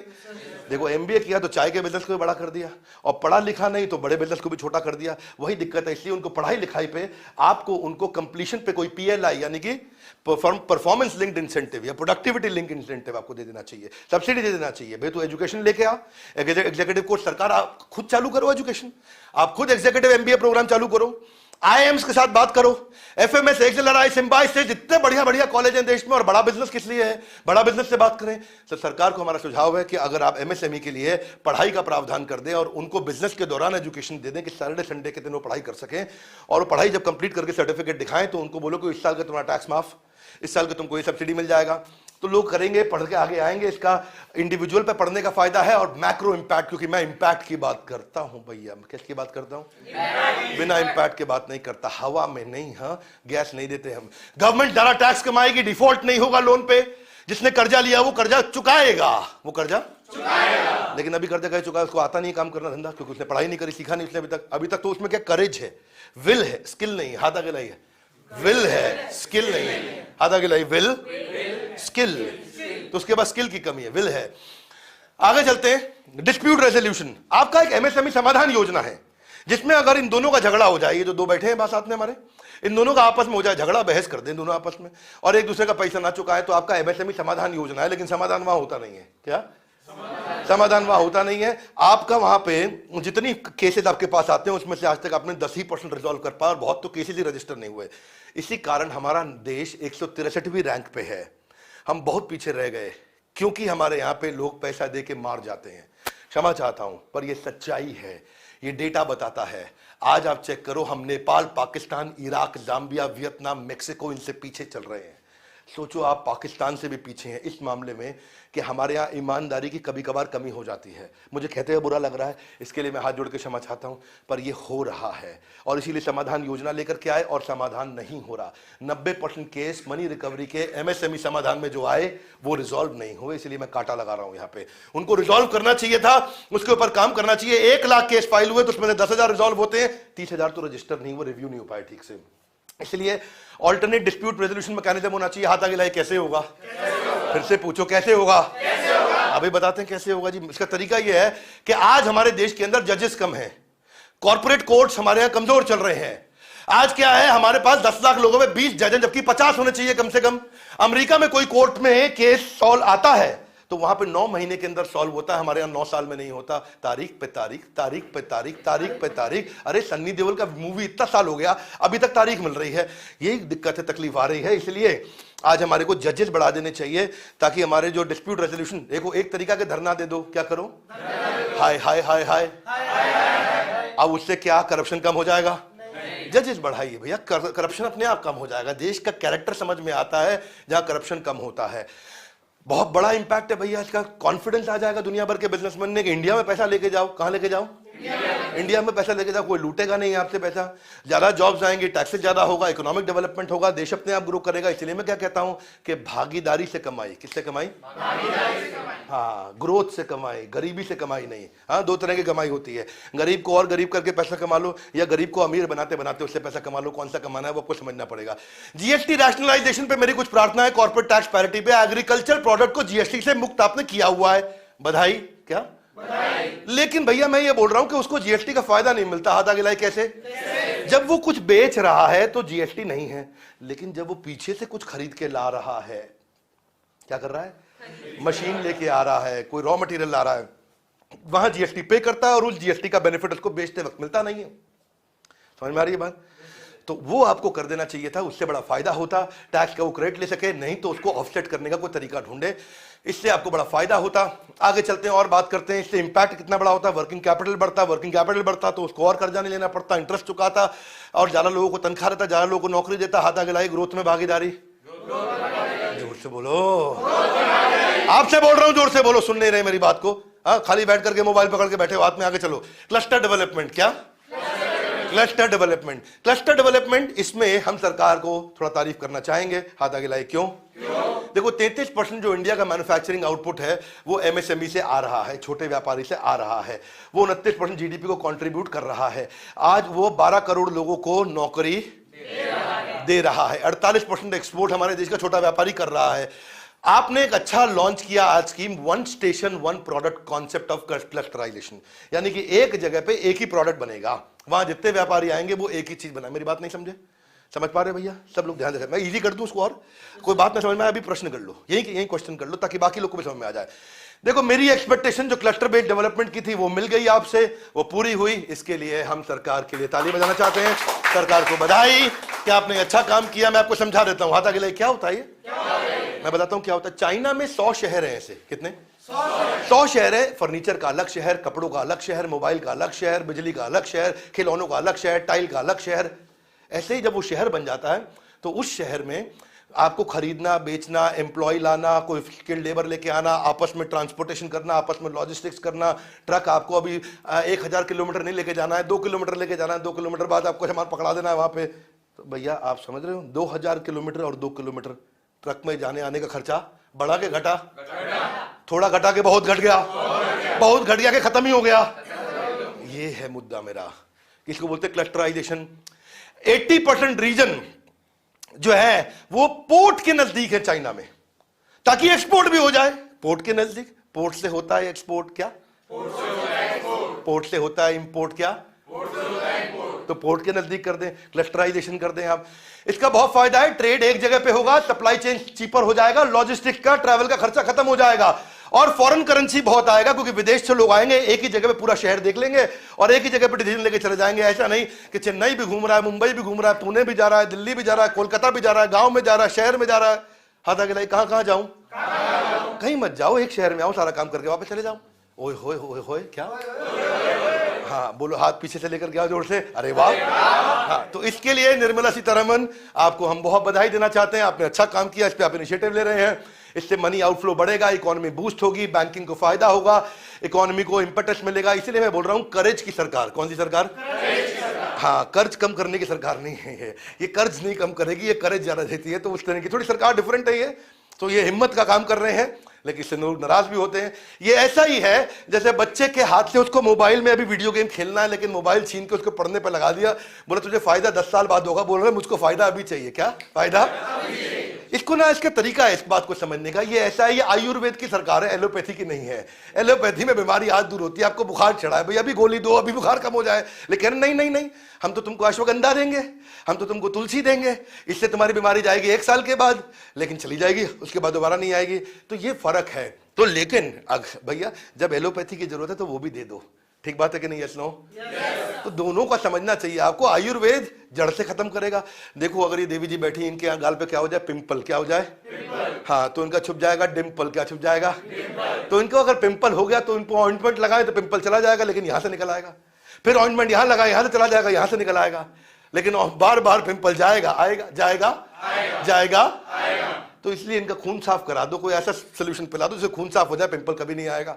तो मैं सरकार का आपको पर्सपेक्टिव दे रहा हूं, लेकिन आपको क्या है, अभी कल शादी में जाना था, तो आज आपको खून साफ करने से बात नहीं बनेगी। आज आपको ऑइंटमेंट भी लगाना है और ब्लड भी प्यूरिफाई करना है। ऐसे समझिए ताकि आपको पूरी बात समझ में आए, क्योंकि जो आपको ट्वीट करके बताएगा वो अधूरी बात बताएगा। कौन सी बात बताएगा?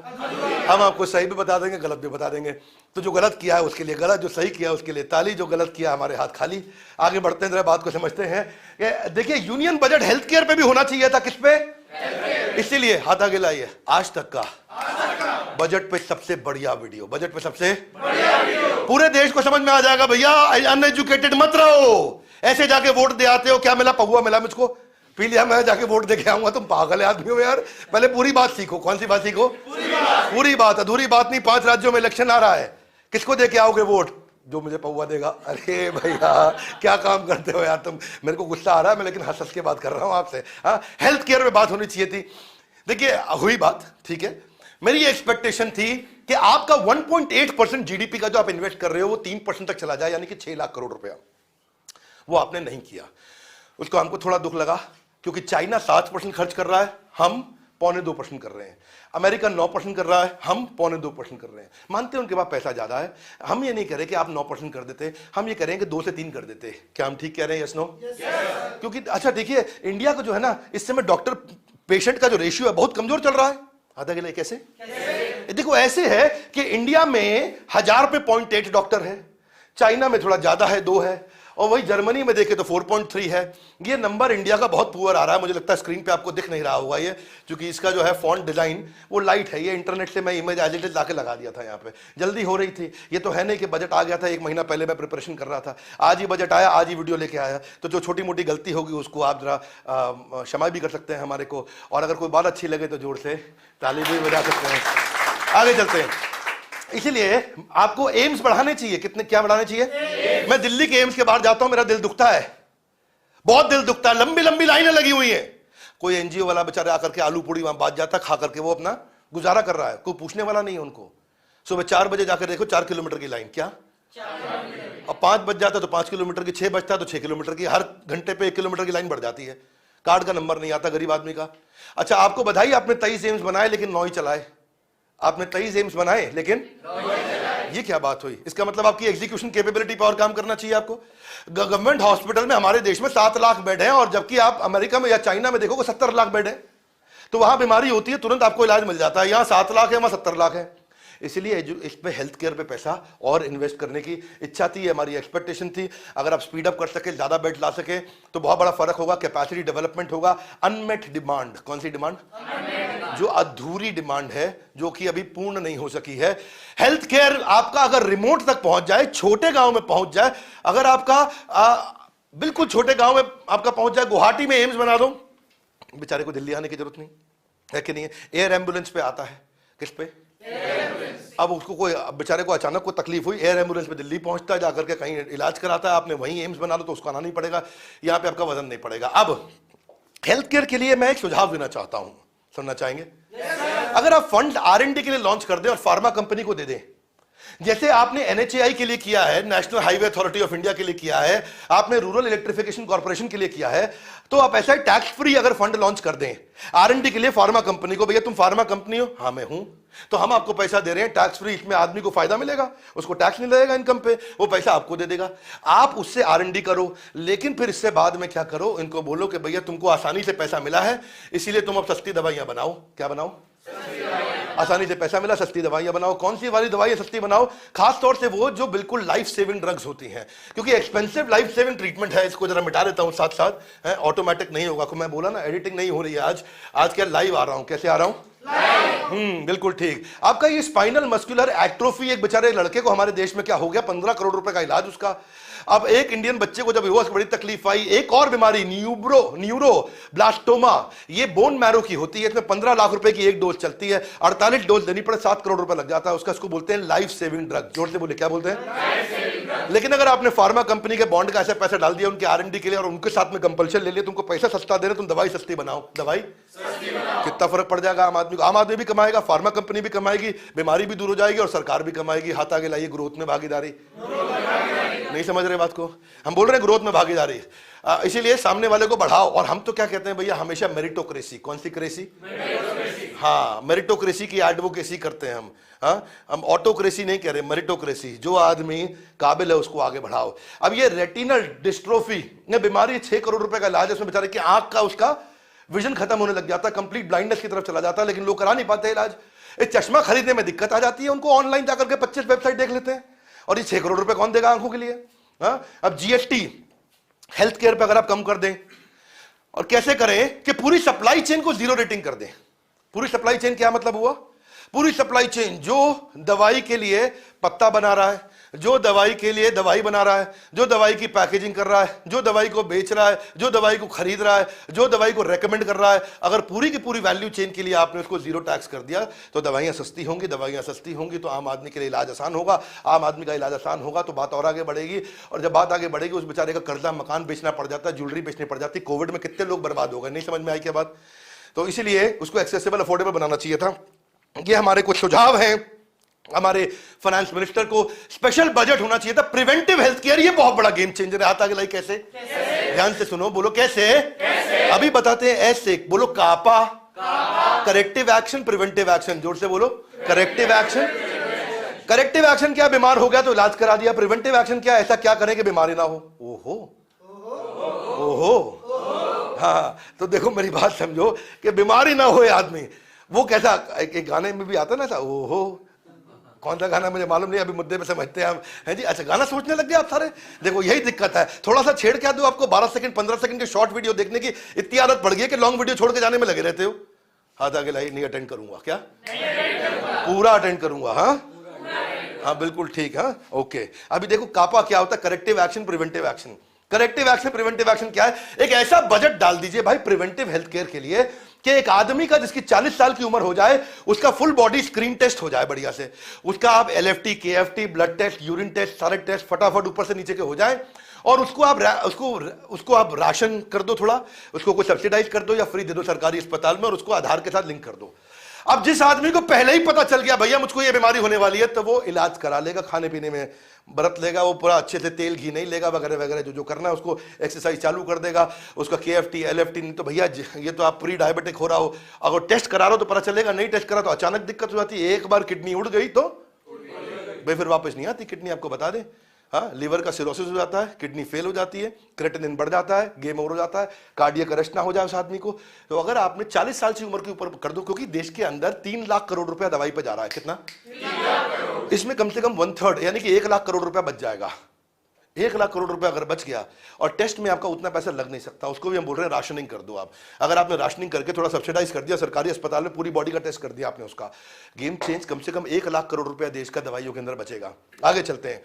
एम्प्लॉयमेंट जनरेशन, जिसके ऊपर पूरा विपक्ष बोल रहा है कि आपने देश को बेरोजगार बना दिया है। क्या यह बात सच है? कुछ हद तक सच है। क्या यह बात झूठ है? कुछ हद तक बताते हैं सच है कि झूठ है। अटेंड करिए ध्यान से। अप स्किलिंग और रीस्किलिंग की दिक्कत थी भैया।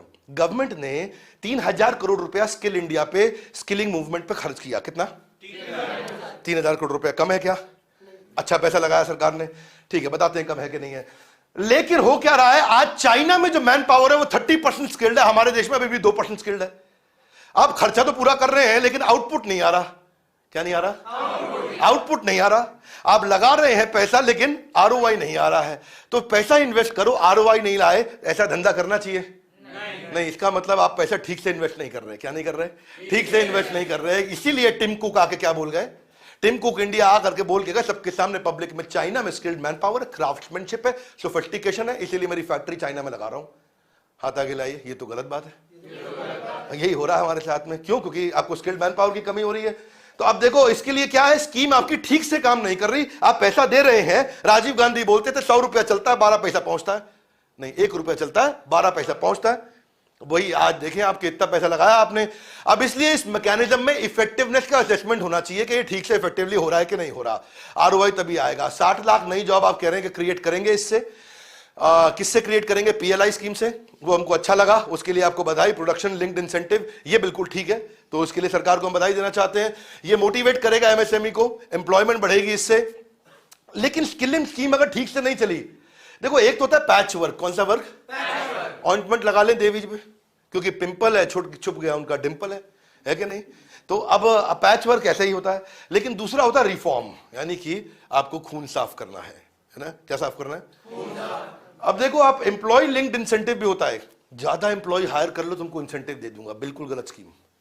ज्यादा प्रोडक्शन कर लो तुमको इंसेंटिव दे दूंगा, ये सही स्कीम। तो सरकार ने इसमें अच्छा किया। रिफॉर्म क्या होना चाहिए? रिफॉर्म ऐसा होना चाहिए कि आप अगर ईज ऑफ डूइंग बिजनेस कर दो, नए नए बिजनेस, माइक्रो एंटरप्रेन्योरशिप, 1 लाख की पॉपुलेशन के शहर के अंदर ही बिजनेस हो जाए, आदमी को माइग्रेट ना करना पड़े। क्या ना करना पड़े? क्योंकि 1 लाख की पॉपुलेशन वाले छोटे छोटे बहुत से शहर हैं और उनके आसपास कितने गांव हैं। अब ये लड़का मेरे साथ काम करता, पहाड़ों से आया है, इसके वहीं कहीं अच्छी नौकरी लग रही होती तो माता पिता के साथ रहता। जिनकी माँ कितनी मिस करती है, कोई दिल्ली में हमारे साथ रह रहा है, लेकिन हम इनको भाई वाला प्यार देते हैं, पर फिर भी अगर माँ बाप के साथ रह रहा होता कितना खुश होता है। क्योंकि माइक्रो एंटरप्रेन्योरशिप की कमी है, इसलिए वहां नौकरियां नहीं है। मेरी बात समझ आ रही है? Yes no? अब वो कैसे हाथ आगे लाई, कैसे करें? आप नया बिजनेस शुरू करने को आसान कर दो। क्या कर दो? आसान कर दो भैया। कंटिन्यूस चलने वाला प्रोग्राम मेरे साथ रहना। इस प्रोग्राम की खत्म होने की ना करना जल्दी, क्योंकि इसने लाखों की जिंदगी अब बिल्कुल ठीक पकड़ लिया आपने। देखो जब नया बिजनेस चालू होता है तो वाइंडिंग अप फॉर्मेलिटी, फेल होने पे भी बिजनेस सरकार 2 साल लगवा देती है आपको बंद करने में धंधा। ये थोड़ी है कि आपका धंधा बंद हुआ तो कल बंद कर दोगे। 2 साल की फॉर्मेलिटी होती है, उसको सरकार ने 6 महीने किया। आपको बधाई उसके लिए। 1 नेशन 1 रजिस्ट्रेशन आपने किया और वो एस्टैब्लिश आप करने जा रहे हैं, उसके लिए आपको बधाई। यहां पे हम आपको अच्छा नंबर देना चाहते हैं। ये रिड्यूस करेगा रेड टेपिज्म को और करप्शन को। एक ही जगह अगर सिंगल विंडो सिस्टम हो जाए, नए एंटरप्रेन्योर आएंगे, नए एंटरप्रेन्योर आके बिजनेस शुरू करेंगे और इससे ज्यादा नौकरियां लगेंगी। लेकिन इसमें कुछ और भी मैं सुझाव देना चाहता हूं। क्या जानना चाहेंगे? नया बिजनेस शुरू करने में आसान करने के लिए आपको इमीडिएट रजिस्ट्रेशन कर देना चाहिए। आज हमारे देश में रजिस्ट्रेशन में लगते हैं 15 दिन, सिंगापुर में लगते हैं 1 दिन, और एस्टोनिया नाम का शायद देश है जिसमें लगता है कितना? आधा घंटा। कितना? आधा घंटा। हमारे देश में लगता है 15 दिन। तो इसका मतलब इंप्रूवमेंट का स्कोप है। दूसरा, रिडंडेंट रेगुलेशन। आज सरकार ने उस पर काम किया, कई पुराने रेगुलेशंस को खत्म किया है, उसके लिए आपको बहुत बधाई। इतने आपने नियम कानून बना दिए, इतने नियम कानून बना दिए, आदमी का काम करने का मन ही ना करे। है जी? आप क्या चाहते हैं? कई बार ऐसा चाहते हैं, मैं आपको नहीं बोल रहा हूं इस सरकार को, ये 50 साल से सरकारें चल रही हैं, आ रही हैं, जा रही हैं। तो ऐसा चेन से आपने चारों तरफ से इंसान को बांध दिया। जैसे समझो घोड़े को आपने हर तरफ से बांध दिया, अब उसको बोल रहे भागो। क्या भागो? कैसे भागेगा? इतने आपने रस्सियां से बांध दिया उसको। तो रस्सी खोलो। क्या करो? रस्सी खोलो। आपको यूईएन चालू कर दो, मेरा सुझाव है। इसको बोलते हैं यूनिक एंटरप्राइज नंबर। ये एक नंबर है। अब आपको 40 लाइसेंस चाहिए तो उसमें आपको जीएसटी का नंबर, आधार का नंबर, पैन का नंबर, इसका नंबर, उसका नंबर, आपका नंबर, मेरा नंबर, नंबर। अरे कितने नंबर देगा? एक नंबर बना दो। एक नंबर बनाएगा, उससे सारी चीजें लिंक हो जाए। जैसे आधार किया आपने, समझ रहे हैं बात को? एंटरप्राइज का डॉक्यूमेंट वॉल्ट बना दो। उस डॉक्यूमेंट वॉल्ट का उसने नंबर दिया और वहां पे जहां भी वो जा रहा है वो सारे डॉक्यूमेंट एक्सेस कर ले वो सरकारी एजेंसी। ये नहीं कि अब ये जमा करो, ये जमा करो, ये जमा करो। रोज जमा करने आ रहा है जी, रोज चक्कर कटा रहे हैं आप उसको। इतने चक्कर कटा रहे हैं, चक्कर पे चक्कर। क्या ये वैसा ही है? सनी देओल कितने तारीख पे तारीख। आगे चलते हैं। कमर्शियल कोर्ट को बढ़ाइए कि अगर झगड़ा हो जाता तो कमर्शियल कोर्ट आ जाए। कमर्शियल कोर्ट में आप ज्यादा कमर्शियल कोर्ट आ जाए, ज्यादा वो जजेस आए जो जिसको चोरी चक्कारी नहीं, बिजनेस के केसेस की समझ हो, यानी कि वो वाले जजेस ज्यादा बढ़ेंगे तो आपका काम होगा। आप सारा कंप्लायंस को डिजिटाइज कर दो। क्या कर दो? कंप्लायंस को। जितने भी कंप्लायंस है, इस दफ्तर जाओ, उस दफ्तर जाओ, कहीं मत जाओ, यहीं अपलोड कर दो घर से बैठ के। अरे इतना तेज, ये कर दो तो फर्क पड़ जाएगा। अच्छा, किसी को इंस्पेक्ट करने आना है, चेकिंग करने आना है, इंस्पेक्टर राज बोलते हैं, वो आता है ऑफिस में, आपके दफ्तर पहुंच जाता है इंस्पेक्टर राज। लाओ भाई कागज खोलो, कागज खोलो, क्या चक्कर चल रहा है यहाँ पे? हाँ खोलो सब कुछ, तुम दिखाओ मुझको। अच्छा, अब क्या रहता है? उसी चक्कर में चलता है अंडर टेबल। कौन सा टेबल? तो वो खत्म हो जाएगा क्योंकि आपने सब कुछ डिजिटल कर दिया। अब डिजिटल कर दिया, अपने आप इंस्पेक्शन हो रहा है, अपने आप अप्रूवल हो रहा है। हाँ अच्छा, फिर सिंगल विंडो रेगुलेटरी अपडेट, तो इस पर सरकार ने काम किया। लोन्स एंड ग्रांट्स भी आप बढ़ा रहे हैं, तो कुछ बधाई। कुछ जो चीजें आपने नहीं करी हैं उनको पूर्ण करिए। इससे बहुत स्पीड बढ़ेगी। अच्छा, अब मैं कुछ आपको कमियों में बताता हूं। एनडीटीवी पे, एनडीटीवी एक होता है जी न्यूज, एक होता है एनडीटीवी, इसके बारे में ज्यादा बात नहीं करूंगा मैं। तो वो इसमें कहते हैं कुछ चीजें ऐसी हैं जो हम बजट में उम्मीद कर रहे थे, अर्बन एम्प्लॉयमेंट की गारंटी स्कीम, लेकिन ऐसा कुछ नहीं हुआ। और ये निखिल डे ने आकर के यहाँ पे फाउंडिंग मेंबर मजदूर किसान शक्ति संगठन, इन्होंने उसको ट्वीट किया कि भाई वो बोल रहा है कि भाई आपने इस पे काम नहीं किया है। दूसरी तरफ अभी सलमान अनीस सोज हैं, इन्होंने भी ऐसा ही किया कि भाई नहीं नहीं नहीं 19 करोड़ नौकरी चाहिए थी, वो हुई नहीं बिल्कुल भी, हमारा देश में तो बुरा हाल है। तो मैंने आपको बताया कि उसी चीज को लोग कैसे देखते हैं, कोई उसको अच्छा देख के बता रहा है, कोई बुरा देख के बता रहा है, हर एक का अपना एजेंडा है। लेकिन हम आपको अच्छा भी बता रहे हैं, बुरा भी बता रहे हैं, ताकि आपकी नॉलेज इंफॉर्मेशन बढ़ जाए। ये एक वीडियो जो आपको संपूर्ण नॉलेज दे देगा बजट के बारे में। Are you with me loudly? Yes no? Sunil Duggal ये क्या कहते हैं, इनके हिसाब से बहुत बढ़िया बना है भैया। इनके हिसाब से लार्ज स्केल एम्प्लॉयमेंट होने जा रहा है, हाँ, इतना बड़ी नौकरी लगने वाली। तो ये बहुत तारीफ कर रहे हैं। अब कुछ लोग आदमी आपको बहुत तारीफ करते दिखाई पड़ेंगे और कुछ आपको बहुत बुराई करते दिखाई पड़ेंगे, लेकिन आपको यह पता नहीं चल पाएगा कि एक्चुअली सही हुआ क्या है, गलत हुआ क्या है। वही हमारा काम है, हम आपको सही भी बता देंगे, गलत भी बता देंगे। सीताराम येचुरी ये कहते हैं कि भाई 20 करोड़ नौकरियां इस समय मिस कर रही है हमारे देश में। मनरेगा में पैसा आपने थोड़ा और कम कर दिया, आपने उसको बढ़ा देना चाहिए था। बल्कि आपने तो हत्या कर दिया हमारे देश में लाइवलीहुड की एक नौजवान के, तो नौजवान का आपने बुरा हाल कर दिया, आपने तो मार दिया, पूरे देश को बर्बाद कर दिया। सीताराम येचुरी साहब है, तो वो भी अपनी बात रख रहे हैं। तो देखो, जो भी लोग कह रहे हैं उनमें काफी सच्चाई भी है, ये भी जो कह रहे हैं उसमें काफी सच्चाई है। लेकिन दूसरी तरफ में भी बहुत सच्चाई है कि उन्होंने लॉन्ग टर्म इनिशिएटिव लिए हैं इस बार, जिससे आने वाले समय में आप परमानेंट इन प्रॉब्लम्स को सॉल्व कर पाएंगे, केवल आज के नहीं। या तो आप कैसे कर दो भाई, फ्री में आपको बिजली, फ्री में पानी, फ्री में खाना, फ्री में सब कुछ, फ्री में मौज करो आप, हैं? क्या करो? मौज कर दी भाई, मौज कर दी, बहुत मौज कर दी, ये भी होता है। लेकिन दूसरा तरीका है भाई, हम आपको लॉन्ग टर्म सस्टेनेबिलिटी ला के दें। जरूरत तो दोनों की थी। हम चलते हैं पीएम गति शक्ति, इसकी मैं बहुत तारीफ करना चाहता हूं। क्या करना चाहता हूं? तारीफ। गति शक्ति क्या है? एक ऐसा मास्टर प्लान जो 7 इंजन इकोनॉमिक ट्रांसफॉर्मेशन ला दे। हाथ आगे लाइए, ऐसा हाथ करिए, बोलिए गति, चलो, बहुत तेज चलो। हाथ आगे लाइए, कैसे? सड़क बनाएंगे उस पर चलो। हाथ आगे लाइए, और कैसे? ट्रेन पे चलो, आप और तेज चलो, एयरपोर्ट पे चलो, फ्लाइट लेके चलो, पोर्ट से चलो, आप अलग बस से चलो, आप मेट्रो से चलो, वाटरवे समुद्र से चलो, आप हर प्रकार के लॉजिस्टिक्स से चलो। हाथ आगे लाई, गति। हाँ, अगर बढ़ गई आपकी गति तो खत्म हो जाएगी दुर्गति। मेरी बात समझ आ रही है? Yes no? ये लॉन्ग टर्म रिफॉर्म है। ऐसा नहीं कि आज भैया पेपर साइन किया और कल से जो है 5000 ट्रेन चालू हो गई या 1000 ट्रेन चालू हो गई, ये ऐसा नहीं है। इसीलिए बता रहे हैं आपको। तो ये प्रोजेक्ट में आपने अच्छा काम किया। पीएम गति मिशन एक्सप्रेसवे, आपका फॉर्मुलेशन आपने इस पे कर दिया। नेशनल हाईवे नेटवर्क आप 25,000 किलोमीटर इस साल बढ़ा देंगे। आप 1,15,000 किलोमीटर की सड़कें बना चुके हैं। सड़क बनती है तो बहुत फर्क पड़ता है, बहुत फर्क पड़ता है भैया। इसीलिए सड़क बनाने पे आप पैसा डाल रहे हैं, उसके लिए आपको बहुत बधाई। इस पे अच्छा पैसा इन्वेस्ट करना चाहिए, इंफ्रास्ट्रक्चर पे करना ही चाहिए था पैसा आपको इन्वेस्ट। बहुत बधाई। 20,000 करोड़ रुपया आप हाईवे नेटवर्क पे जो आपने एक्स्ट्रा लगाने के बाद किया है। रेलवे में आपने गति शक्ति प्लान बनाया है। इसके अलावा 400 नई वंदे भारत ट्रेन लेके आ रही है, थोड़ी मॉडर्न ट्रेन है ये। इन ट्रेन से आप छोटे शहर से छोटे शहर को कनेक्ट कर रहे हैं। ट्रेन में वाईफाई है, खाने की सुविधा है, ट्रेन ज्यादा अच्छा है, ट्रेन थोड़ी नई प्रकार की है, सुंदर है ये। आप 5 रिवर को इंटरलिंक करने जा रहे हैं। 44,000 करोड़ रुपए आपने इरिगेशन पे इस प्लान पे लगाया। बहुत बधाई, अच्छा काम किया। 65 लाख लोगों को आप पीने लायक पानी देंगे, उनको सोलर पावर देंगे, बहुत बढ़िया है। इसके लिए इंडिया में 100 कार्गो टर्मिनल, ये बहुत अच्छा काम हुआ। अगर ये काम हो सके, पीएम आवास योजना पे भी आपने कुछ बताया, 48,000 करोड़ रुपया। तो ये मैं, लेकिन फिर भी इतना करने के बाद भी हम चाइना से बहुत पीछे हैं। कैसे हम कवर करेंगे, इन चीजों को जानना जरूरी है। आज हमारे यहां 7% की ग्रोथ है, चाइना में 6%, साउथ कोरिया में 6% की है। इसमें हम आज ये बताएंगे कि अगर हम साउथ कोरिया से तेज ग्रो कर रहे हैं, आज मैं इसमें बताऊंगा कि इस मामले में हमारा जो ग्रोथ रेट है वो चाइना से भी ज्यादा है, वो 6% पे है। क्या मेरी बात समझ आ रही? तो जो आपने इंफ्रा पे पैसा लगाया, उससे हमारा ग्रोथ रेट आपने चाइना से तेज किया है, साउथ कोरिया से तेज किया है, और इसका बहुत बड़ा बेनिफिट है। इसलिए अगर पूरे के पूरे वीडियो में एक चीज की मुझे तारीफ करनी है सबसे ज्यादा, तो मैं इस पे खुल के तारीफ करूंगा, और इस पे जोरदार ताली बजाई जा सकती है, बहुत जोरदार ताली बजाई जा सकती है, क्योंकि आपने हमारे ग्रोथ रेट को खुल के बढ़ाया। हाथ आगे लाए और समझाओ। समझ नहीं आया? समझाते हैं आपको। आपका जो 7.5 लाख करोड़ का जो पैसा लगाया आपने इसके ऊपर, इंफ्रा पे, कितना? ये कैसे लगाया है? इससे नौकरी तो मिली नहीं मुझको, मैं तो बेरोजगार हूं। आपका वीडियो देख रहा हूं इंटरनेट पे पैसा लगा करके, मेरा क्या फायदा हुआ? आप तो ताली बजा के चले गए बिंद्रा जी, नहीं, इससे फायदा होगा आपका।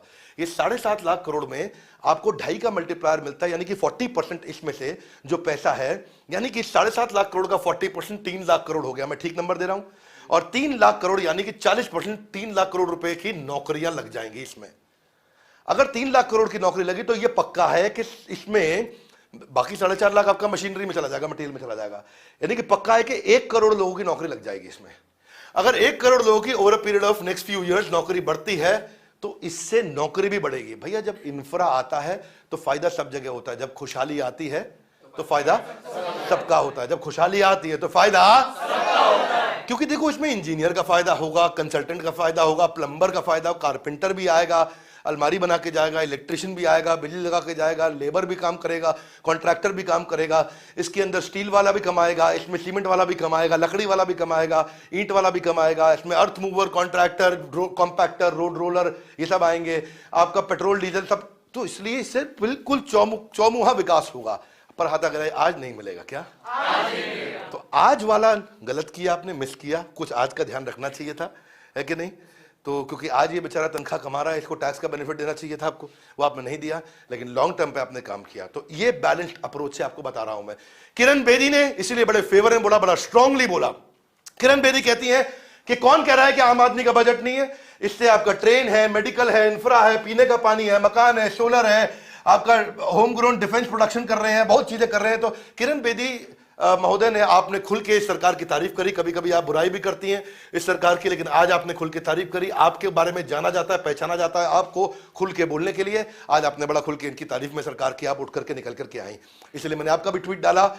ANI पे हमारा इन्होंने ट्वीट किया आशीष चौहान जी के बारे में। आशीष चौहान कौन है? बॉम्बे स्टॉक एक्सचेंज के managing director, CEO।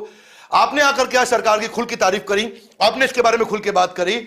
Sambit Patra जी, इनको बोलना भी था तो इनकी बात मैं रिपीट नहीं करूंगा, इन्होंने तो तारीफ वैसे भी करनी थी तो उन्होंने कर ही दी है तारीफ। परंतु दूसरी तरफ ये साहब है मल्लिकार्जुन खड़गे, ये राज्यसभा के लीडर ऑफ ऑपोजिशन है, ये बहुत नाराज हुए।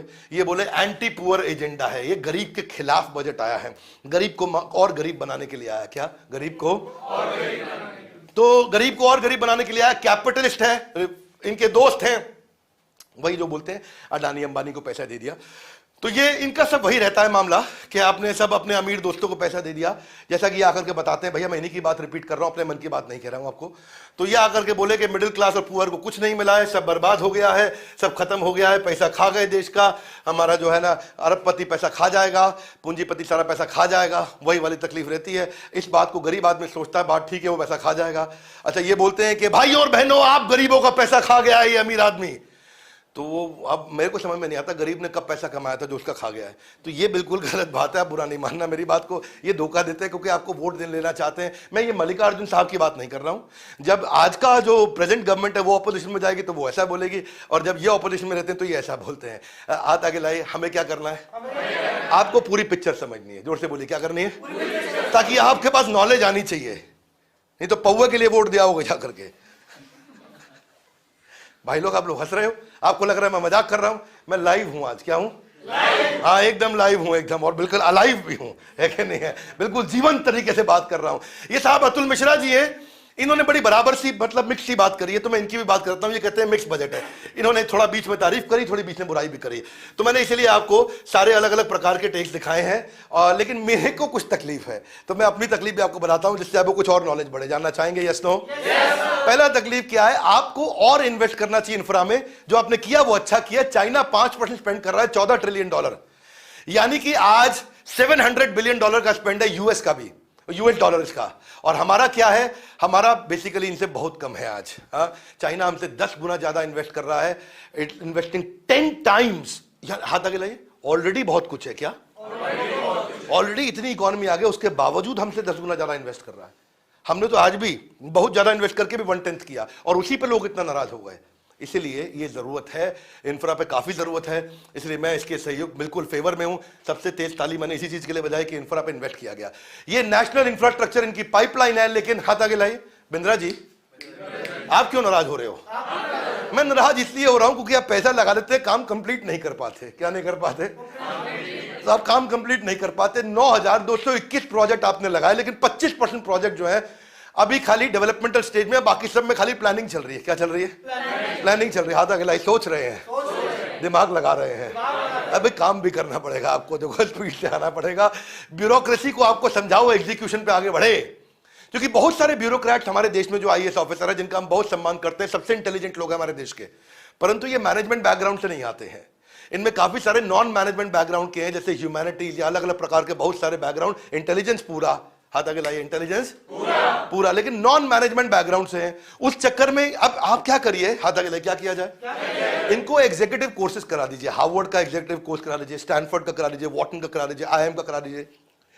स्पीड बढ़ानी है। क्या बढ़ानी है? स्पीड। हाँ, अब अच्छा, इनकी और तकलीफ क्या है? ये पेपर साइन करें तो सीएजी, सीवीसी, सीबीआई पूछे इनसे आकर के, वो आपने ठीक किया है, लेकिन पेपर वापस जल्दी से साइन करके आए, फटाफट तेज चले काम है, तेज करे।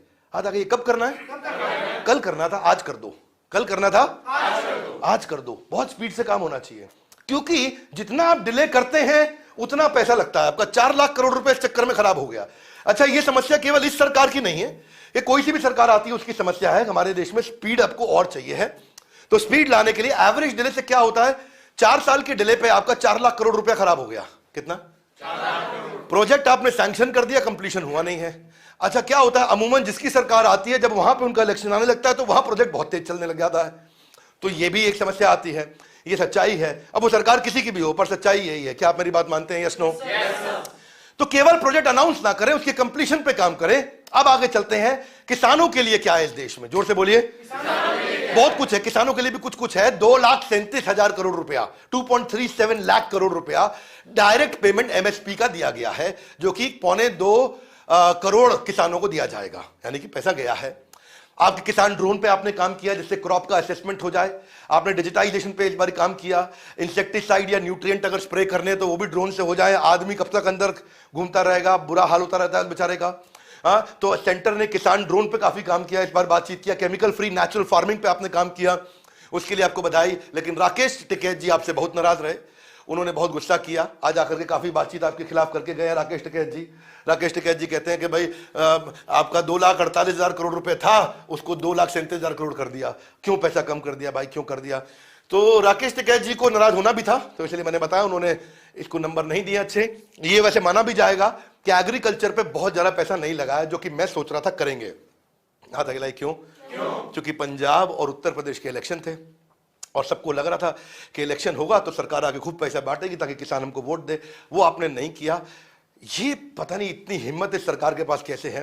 ये डरते नहीं हैं किसी से, इनको जो करना है कर डालते हैं। ये सही है कि गलत है, मैं ये कहूंगा कम से कम उतना तो है जितना पिछली बार था, उतना आपने दिया है इस बार भी। तो योगेंद्र यादव जी काफी ज्यादा नाराज रहे। ये कहते हैं अविश्वसनीय रहा ये ओवरऑल बजट जो एग्रीकल्चर का है वो खत्म ही हो गया। ऐसा लग रहा है कि जैसे इन्होंने बोला कि हमारे को आप जो है ना अनाज नहीं खाना है, ड्रोन खाना है। क्या खाना है? हाँ, ये कह रहे हैं कि आप क्या बनाया? बोला ड्रोन बनाया। कौन सा ड्रोन? शाही ड्रोन, मटर ड्रोन, आलू ड्रोन, गोभी ड्रोन है जी। गोभी ड्रोन का पराठा खाएंगे आज हम। कौन सा पराठा? ड्रोन का पराठा खाएंगे। इडली ड्रोन डोसा, अरे नया में नहीं हुआ है। तो योगेंद्र यादव जी काफी नाराज रहे, पर कोई बात नहीं, आपको अधिकार है, आप नाराज हो सकते हैं, क्योंकि डेमोक्रेसी है। क्या है? डेमोक्रेसी में किसी को भी अपनी बात रखने का हक है। आपने अपनी बात को रखा। एक्सपेंडिचर के जो मेजर आइटम थे समझा देता हूं मैं आपको। पहले फर्टिलाइजर में पिछले साल आपका 79,000 करोड़ बजट किया था, पर उससे ज्यादा इन्होंने खर्च किया। पिछले साल की बात बता रहा हूं, 1,40,000 करोड़ खर्च कर दिए। सोचा था कि 80,000 लगाएंगे, 1,40,000 लगा दिया। इस साल इन्होंने फिर 1,05,000 करोड़ कर दिया उसको, कि भाई 1,05,000, अब इससे ज्यादा लगाएंगे कम लगाएंगे वो देखते हैं इस साल। ये उन्होंने बोला है, ये बजट है, ये एक्सपेंडिचर नहीं है, ये बजट है। हर गृहिणी भी घर पे बजट बनाती है कि भाई मैं बिग बाजार जा रही हूँ, थोड़ा पैसे दे दो, तो पता कितना चाहिए, मेरा बजट है 20,000 का। बोला ठीक है ले लो, और क्रेडिट कार्ड भी दे दो। तो बजट 20,000 का बना के गई, पर वहां 35 खर्च कराई। ये भी तो होता है ना कि नहीं होता है गृहिणी का, है ना? तो ऐसे ही इन्होंने निर्मला ताई ने भी अपना बजट अच्छा बनाया है। तो देवी जी का बजट है ये कि मैं इतना खर्च करूंगी, हो सकता है कम करे, हो सकता है ज्यादा करे, बात की बात है। एग्रीकल्चर एलाइड एक्टिविटीज में आपने 1,48,000 करोड़ का बजट बनाया था, पर आपने 1,47 उतना ही खर्च भी कर दिया। इस बार आपने थोड़ा उसको बढ़ा दिया, बोला थोड़ा बहुत और बढ़ा देते हैं इसको। आपने 1,47 को 1,51 कर दिया। रूरल डेवलपमेंट में 1,94,000 करोड़ का आपने बजट बनाया, आपने 2,06,000 करोड़ खर्च भी किए। हाँ, यानी कि बढ़ा के खर्च किए। क्या किए? इस बार आपने फिर उतना ही डाल भी दिया कि जितना खर्च किया उतना तो कम से कम डाल देते, जितना पिछली बार लगा उतना इस बार भी दे देते हैं। अच्छा किया, ठीक है, कम से कम। तो मतलब ये है, हाथ आगे लाइए, क्या मतलब हुआ? बढ़ाया नहीं, घटाया नहीं, वही छोड़ा है। तो इनका बेसिकली इस बार ना मिलेट्स पे ज्यादा फोकस है कि मिलेट्स इस समय साउथ इंडिया में बहुत बन रहे थे और थोड़ा खाने में अच्छा रहता है और कॉम्प्लेक्स कार्बोहाइड्रेट है और बनाने में किसान को काफी कमाई भी होती है इससे। तो सेहत के लिए मिलेट अच्छे रहते हैं, आप भी खाइए और सरकार चाहती भी आप मिलेट खाएं, इसलिए सरकार मिलेट ज्यादा बना भी रही है। तो इस समय आलू का पराठा नहीं खाना है, मिलेट्स खाइए। केमिकल फ्री नेचुरल फार्मिंग पे बात कर रहे हैं ये, और नेचुरल जीरो बजट फार्मिंग, इसका मतलब क्या होता है जी? कोई पेस्टिसाइड नहीं डालेंगे, कोई कीटनाशक नहीं डालेंगे, कोई आपको इसके अंदर कोई केमिकल नहीं डालेंगे, कोई जहर डाल करके कीड़े को नहीं मारेंगे। उसके बिना खाना कैसे बनाया जाए इस पे बातचीत हो रही है। कह रहे हैं कि कॉलेज वाले तुम पढ़ाते क्यों नहीं उसके ऊपर? है, पढ़ाया करो तुम इसके ऊपर, खूब पढ़ाओ, ऐसा करे, खूब बातचीत हो रही है ना। लेकिन मेरे विचार में आपने रेजिस्ट किया है फ्री में पैसा बांटने के लिए। क्या किया है? फ्री में पैसा आपने नहीं बांटा कि मैं और जरा इस दान दे देता हूं तो मेरे को वोट मिल जाएंगे, वो नहीं किया, ये आपने नहीं किया। इसमें मैं लेके थोड़ा हैरान भी हूं। तो ये बोल्ड बजट है आपका, ये मैं कहूंगा, क्योंकि मुझे लग रहा था 5 राज्य, 5 राज्य, फिर से बोलो 5 राज्य, जोर से बोलो, पूरा देश 5 राज्य 5 राज्य बोल रहा था कि भाई इस बार निर्मला सीतारमण जी को मौका मिला 5 राज्यों के चक्कर में इतना बांट दे कि सबसे वोट आ जाए। जो आपने नहीं किया, मुझे उम्मीद थी कि आप ऐसा करते हैं, लेकिन आपने नहीं किया। तो ये एक अच्छी बात है, बड़ी हिम्मत वाली बात है। हो सकता है आपको उसको नुकसान भी सहना पड़े, हो सकता है पंजाब के लोग, उत्तर प्रदेश के लोग नाराज हो जाएं कि आपने कुछ एक्स्ट्रा क्यों नहीं दिया हमको। तो गवर्नमेंट ने एक और कमी छोड़ दी कि 2018 में आपने कहा था कि मैं किसान की इनकम डबल कर दूंगे, लेकिन वो आप नहीं कर पाए। क्षमा चाहता हूं मैं, आप वो नहीं कर पाए। आपका जो बजटेड एक्सपेंस था वो उतना ही है जो पिछली बार का है, उसमें कोई ग्रोथ नहीं है, वैसे का वैसा रखा है आपने। और फूड प्रोसेसिंग वालों के लिए आपने थोड़ा एक्स्ट्रा पैसा स्पेंड किया, यानी कि 2.25 टाइम्स आपने एक्स्ट्रा स्पेंड किया है। अच्छा, इसको क्षमा चाहता हूं, मिटाना भूल गया था मैं, क्योंकि लाइव चल रहा है ना, आपको तो पता ही है इस बार, तो थोड़ा एडिटिंग नहीं है तो आप काम चला लेना इसमें। आगे चलते हैं। यूनियन बजट एजुकेशन पे, एजुकेशन पे क्या मिल रहा है? आखिरी है, सुनना चाहेंगे? Yes no? उत्साह बढ़ाएंगे? Yes no? एजुकेशन और एडटेक, हाँ कमाल हो गया जी। इसमें आपने 1 ट्रिलियन रुपीस यानी कि 1 लाख करोड़ रुपए आपने पहली बार देश के इतिहास में एजुकेशन पे लगाया। हा? अच्छा लगा सुन के। रुको रुको रुको, अभी ताली मत बजाओ, ये बहुत ज्यादा नहीं है क्योंकि पिछली बार इससे थोड़ा ही कम था, है ना। तो ये 17% ज्यादा है पिछली बार से, लेकिन आपने ताली बजाई, कोई बात नहीं, कोई दिक्कत नहीं है। लेकिन आपको बता रहा हूं, ऐसे मैंने जोर से 1 लाख करोड़ बोला तो आपने ताली बजा दी, आपको लगा बहुत ज्यादा लगा दिया, नहीं और ज्यादा लगाना चाहिए था, इसलिए ताली आप वापस भी लेना चाहें तो ले सकते हैं अपनी, क्योंकि हमारी इच्छा थी कि इस पर और लगाया जाए, स्किलिंग पे, डिजिटलाइजेशन पे और खर्च किया जाना चाहिए था। हाथ आगे लाई, क्यों? क्योंकि एजुकेशन रिफॉर्म पे जो आपने अनाउंसमेंट किए हैं उसमें कुछ तो बहुत अच्छे हैं, फिर भी कमी है। जो कमी है वही बताऊंगा, जो अच्छा है वही बताऊंगा। सुनना चाहेंगे? भैया यूट्यूब पे लाइव लोग देख रहे हैं, बताओ। देख रहे हैं? हाँ जी, हाँ त्यागी जी बताओ, चल रहा है इस समय? हाँ लोग देख रहे हैं ना, ठीक है, उनको बोलो शेयर करते रहे वीडियो, है आप भी बोलो, मैं भी बोल रहा हूं, सारे बोलो, क्या करो? शेयर करो भाई वीडियो। हाथ आगे लाइक, क्यों? इससे आपको जानकारी मिलेगी। इसका पता नहीं तुमको पहुए पे वोट दे आएगा जाके, इसका बहुत गड़बड़ लगता है मुझको, इसको पौवा मिलता है जाके वोट दे आता है, आगे से नहीं कर रहा। ठीक है, ठीक है, गुड बॉय, गुड बॉय, क्षमा चाहता हूं। आगे बढ़ते हैं, आज लाइव है ना, क्या है? थोड़ा हंसते खेलते बात कर रहे हैं, नेचुरल बात कर रहे हैं आज। कौन सी कर रहे हैं? हाँ ठीक है, आगे चलते हैं। 1 क्लास 1 टीवी चैनल प्रोग्राम आपने पीएम ई विद्या पे लॉन्च किया, अच्छा लगा मुझको। 12 चैनल से 200 चैनल कर दिए, लगभग फ्री में लोग पढ़ाई कर पाएंगे। और अपनी भाषा में कन्नड़, तेलुगु, आप मराठी, गुजराती मने बधु आवड़े छे, हाँ जीवन में काइक मोटू करवो, हाँ की हाल है पाजी वधिया, पंजाबी में भी सीखोगे आप। ओके आगे चलते हैं। डिजिटल ई पोर्टल आपने लॉन्च किया, आप स्किलिंग के लिए और तेज होना चाहिए, सस्ते में हो जाएगा डिजिटल स्किलिंग से, ये आपने और अच्छा किया। आपने रिवाइज भी किया एग्रीकल्चर यूनिवर्सिटी के सिलेबस को। जीरो बजट आपने ऑर्गेनिक फार्मिंग, इसकी बात मैं भी करके हटाऊं आपसे मैं। टीचर्स को आप डिजिटल टूल्स दे रहे हैं, इसकी बात भी करके हटाऊं। अब डिजिटल यूनिवर्सिटी भी ले आए आप देश के अंदर, डिजिटल यूनिवर्सिटी जो अक्रॉस सारे स्टूडेंट के लिए आप डिजिटली पढ़ाई कर सकेंगे। मेरे को अच्छा लगा, हब एंड स्पोक मॉडल पे आप लेके आ रहे हैं, डोर स्टेप पे पढ़ाई हो जाएगी भाई। एक होगा हब जो सरकार का होगा, स्पोक में कौन रहेंगे? लोकल कॉलेज रहेंगे, तो डिजिटल पढ़ाई हो सकती है। इससे फायदा क्या होगा? पढ़ाई का खर्चा थोड़ा कम हो जाएगा और लोग अपने दूर दराज गांव से बैठ करके पढ़ सकेंगे। कहां से पढ़ सकेंगे? गांव से बैठ के पढ़ सकेंगे। स्किलिंग अप स्किलिंग रीस्किलिंग आपने जो है ना ड्रोन शक्ति पे काम किया, मैंने बता चुका हूं उसके बारे में, वो किसान वाले में मैंने कवर कर लिया, पर फिर से बता रहा हूं ये एजुकेशन से भी संबंधित है। तो आपने इसके बाद स्किलिंग में आपने प्राइवेट पब्लिक पार्टनरशिप पे आपने काम किया, अच्छा लगा मुझे उसको देख करके। आप टेक्नोलॉजी और एजुकेशन पे काम किया आपने, अच्छा लगा मुझे। लेकिन कोई डायरेक्ट एलोकेशन टीचर ट्रेनिंग पे नहीं है। आपका इंडियन एडमिनिस्ट्रेटिव सर्विसेज है, इंडियन फॉरेन सर्विसेज है, इंडियन पुलिस सर्विसेज है, आपको ऐसा इंडियन टीचर सर्विसेज भी लाना चाहिए। Are you with me? Yes no? अगर इंडियन टीचर सर्विसेज ले आओ और उनको पढ़ाई करके ऐसे ट्रेन टीचर लेकर के आ जाओ, भैया क्रांति आ जाएगी देश के अंदर। क्योंकि माता पिता के बाद सबसे ज्यादा शिक्षा आपको गुरु दे सकता है। जो आपको शिक्षा देता है वो आपका चरित्र निर्माण करने में सबसे ज्यादा काम कर सकता है। हब एंड स्पोक मॉडल पे अपने डिजिटल यूनिवर्सिटी लेकर के आया, लेकिन केवल 3% इंडिया ही अभी इसके लिए रेडी है। यानी कि अभी भी उनके पास बढ़िया लैपटॉप नहीं है, बढ़िया मोबाइल नहीं है। तो इसमें कुछ समय लगेगा, परंतु इसका मतलब ये नहीं कि आपने गलत किया, ये काम आपने अच्छा ही किया है। और इंडिया को रेडी होना इसके लिए आपने, मुझे ऐसा लगता है कि आपको एजुकेशन लोन पे इंटरेस्ट कम कर देना चाहिए था। क्या एजुकेशन लोन पे इंटरेस्ट कम कर देना चाहिए था? हमारे देश में पिज्जा जल्दी आता है, एम्बुलेंस देर से आती है, होम लोन सस्ता मिलता है, एजुकेशन लोन महंगा मिलता है। क्या मेरी बात समझ आ रही है? हाँ जी। इसके लिए आपको जीएसटी हटा देना चाहिए। एडटेक पे भी, एडटेक पे आज आप 18% जीएसटी ले रहे हैं, 5 कर दो भैया, हो सके तो 0 कर दो। क्योंकि एडटेक भी तो पढ़ाई है, एडटेक भी तो पढ़ाई है। आज अगर किसी का बायजूस का, वेदांतु का, सिंपली लर्न का, इसका उसका, आपका अपग्रेड का, अनअकैडमी का, बड़ा बिजनेस का, कितने किसी का भी कोर्स लेते हैं, 18% जीएसटी आम आदमी को देना पड़ता है। क्यों? समझ नहीं आता। सौतेला व्यवहार कर देते हैं कभी किसी के स्टार्टअप के साथ, सौतेला व्यवहार कॉर्पोरेट के साथ में, आपका वो आपका अपना बच्चा। ये मुझे गलत लगता है, इस पर आपको ध्यान देना चाहिए। क्योंकि आज हमारे देश के अंदर 5000 से ज्यादा एडटेक कंपनीज काम कर रही हैं और वो आज करोड़ों लोगों को पढ़ा रही हैं। उस पर काम होना चाहिए। कन्वेंशनल स्कूल को जब आपने एग्जेम्प्ट किया जीएसटी से, तो एडटेक को भी जीएसटी से आप एग्जेम्प्ट करिए। कनाडा में जाकर के देखिए, वहां जीएसटी लगता ही नहीं है कोई एडटेक के ऊपर। डिजिटल लर्निंग 8 गुना बढ़ चुकी है। कितना? 8 गुना बढ़ चुकी है। देश में 5000 एडटेक स्टार्टअप है और एडटेक स्टार्टअप एक फलता फूलता क्षेत्र है हमारे देश का।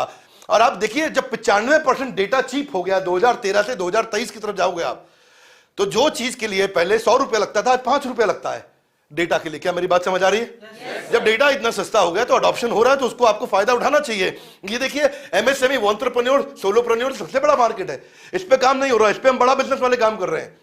हमने बहुत मेहनत किया इसके ऊपर कि हम लोगों को, भाई कॉर्पोरेट के पास पैसा है कमाने के लिए, स्किल बिल्डिंग वाली जो नीचे की मार्केट है उस पर सरकार फ्री में दे रही है। ये बीच का जो बचा हुआ देश है, जो आम आदमी, जिसकी बात मैं शुरू से कर रहा हूं, उसके लिए कुछ नहीं है।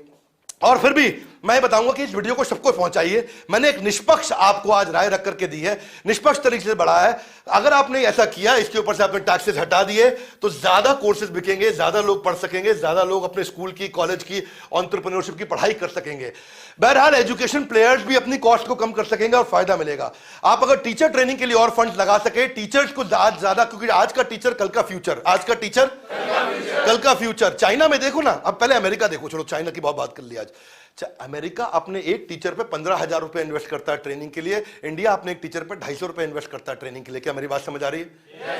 आंकड़ों पे बात करता हूं भैया, मैं थ्योरी बात नहीं करता हूं आपसे। आज एक वन टाइम इन्वेस्टमेंट भी पर टीचर वो 12 लाख रुपए स्पेंड कर रहे हैं। इंडिया में ऐसा कोई इन्वेस्टमेंट प्लान नहीं है। तो टीचर अच्छे नहीं होंगे तो क्या एजुकेशन होगी? Education tick in the box. क्या टिक इन द बॉक्स? भाई पढ़ के निकल गया, लेकिन अनएम्प्लॉयमेंट से ज्यादा बड़ी समस्या अंडर एम्प्लॉयमेंट। इंजीनियर की तनख्वाह 12,000 रुपए मिल रही, चौकीदार से कम। आपको मालूम है भाई, एक वो बेचारा लड़का गया उसके पास, एक अपना बाइक ठीक कराने मैकेनिक के पास, तो उसने ठीक करने के बाद 1 घंटे के बाद उसने 800 रुपए लेबर सर्विस मांग लिया। तो इंजीनियर ने उसको बोला, 800 रुपया लेबर से चार्ज ले रहा है तू बाइक ठीक करने का, ये तो बहुत ज्यादा है। तो लेबर ने बोला, सर जब मैं इंजीनियर था तो मुझे भी इतना नहीं मिलता था। तो इसका मतलब क्या है, बेचारे इंजीनियर को भी आज बुरा हाल हो गया है, नहीं समझ पा रहे हैं। तो आज मुद्दा यह है कि इसका इंपैक्ट ऐसा है कि अगर टीचर अच्छे होंगे तो जैसे चाइना का 15 गुना ज्यादा स्किल्ड लेबर है, हमारे पास भी फर्क आएगा। टीचर ट्रेनिंग पे आपको 3 गुना लगाना चाहिए पैसा। जितने हमारे देश के गुरु हैं उनको भी, वो बेचारा क्यों, आज एक टीचर इतना पढ़ने लिखने के बाद 30,000 रुपये महीना कमाता है, इसलिए वो कुछ कर नहीं पा रहा है, कोई टीचर बनना नहीं चाह रहा है। डिजिटल यूनिवर्सिटी हो सके तो और बढ़ाइए। 1100 यूनिवर्सिटी है, क्षमा चाहता हूं उसमें एक और कैटेगरी है, उसको जोड़ दूं तो 1300 यूनिवर्सिटी हो जाती है हमारे देश में। 1300 में से आपने केवल 38 यूनिवर्सिटी को डिजिटल डिग्री देने का राइट दिया है, उसको और बढ़ाइए प्लीज। उसे मैं प्रार्थना करूंगा आपकी ब्यूरोक्रेसी से इस पे काम किया जाए, और ज्यादा जितनी यूनिवर्सिटी दे सकेंगे डिग्री ऑनलाइन, उसका फायदा क्या होगा, ज्यादा बच्चे कम पैसों में कोर्स कर पाएंगे अपने गांव में बैठ करके। और अगर आपने इंटरेस्ट रेट स्टूडेंट लोन आपने सस्ता कर दिया, क्या कर दिया, स्टूडेंट लोन सस्ता कर दिया। और देखो होम लोन जो है आप 6.5-7% पे दे रहे हो, 6.7% पे दे रहे हो, और आपको ईएमआई चुकाने के लिए कितने साल मिलते हैं, 20 साल। 20 साल आराम से दो भैया। नहीं मैं जल्दी दूंगा, अरे आराम से दो भैया, नहीं अभी ले लो, नहीं आराम से लो भैया, आराम से दो, काहे जल्दी लगा रहे हो, उस पर आराम से लेता है पैसा। लेकिन एजुकेशन लोन कितना है? 10% पे है। भैया आराम से दूं? नहीं, फटाफट दे दे, 5 साल में पैसा लूंगा।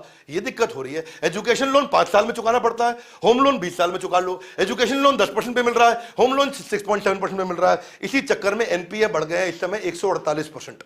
बच्चे लोन चुका नहीं पाते क्योंकि नौकरी अच्छी लगती नहीं, तो पूरा साइकिल डूब रहा है इसके चक्कर में।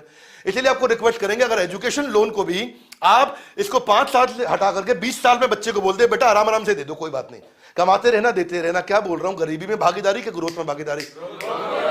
Very good. और ये 20 साल करके, और इसको भी इंटरेस्ट रेट इसका भी कम होना चाहिए। आप होम लोन के बराबर कर दीजिए तो लोग पढ़ेंगे। अरे भाई मकान खरीद लेगा बाद में, क्या दिक्कत आ रही? पहले पढ़ने तो दो उसको, तुम खरीदेगा मकान, और खुद ना केवल खुद खरीदेगा, दूसरों का भी खरीदवाएगा। अगर पढ़ेगा इंडिया तभी पढ़ेगा इंडिया। समझ नहीं रहे बात को? तो आप बजट एलोकेशन एजुकेशन पे थोड़ा और बढ़ाइए 40%, क्योंकि जो आज जो हमारा यूथ है वो 18 साल से कम उम्र का है।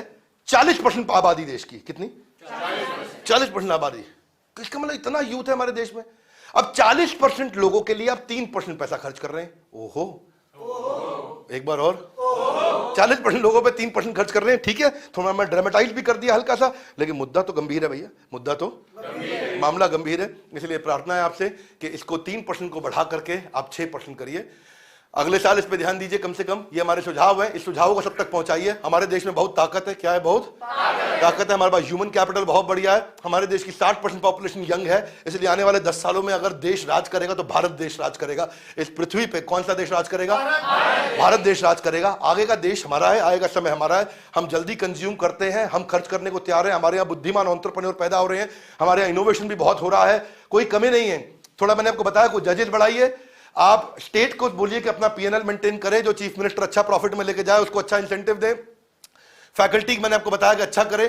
कुछ गवर्नमेंट को पॉलिसी मेकिंग करिए भैया। ये oil and gas, airline, railway, ये गवर्नमेंट का काम नहीं है चलाने का।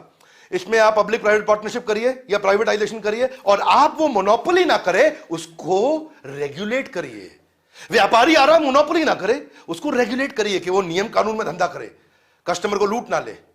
भाई अभी पहले केवल एक एयरटेल हुआ करता था, एक आधा और होता था, वही सब पैसा ले लेते थे। अभी जब ज्यादा हुए उसके बाद, या जब ज्यादा प्लेयर आ जाते हैं, इलेक्ट्रिफिकेशन, लास्ट टाइम आपने बिजली वाले का पोर्टिंग पे काम किया, बड़ा अच्छा किया, सब पैसा कंट्रोल होने लग जाता है उससे।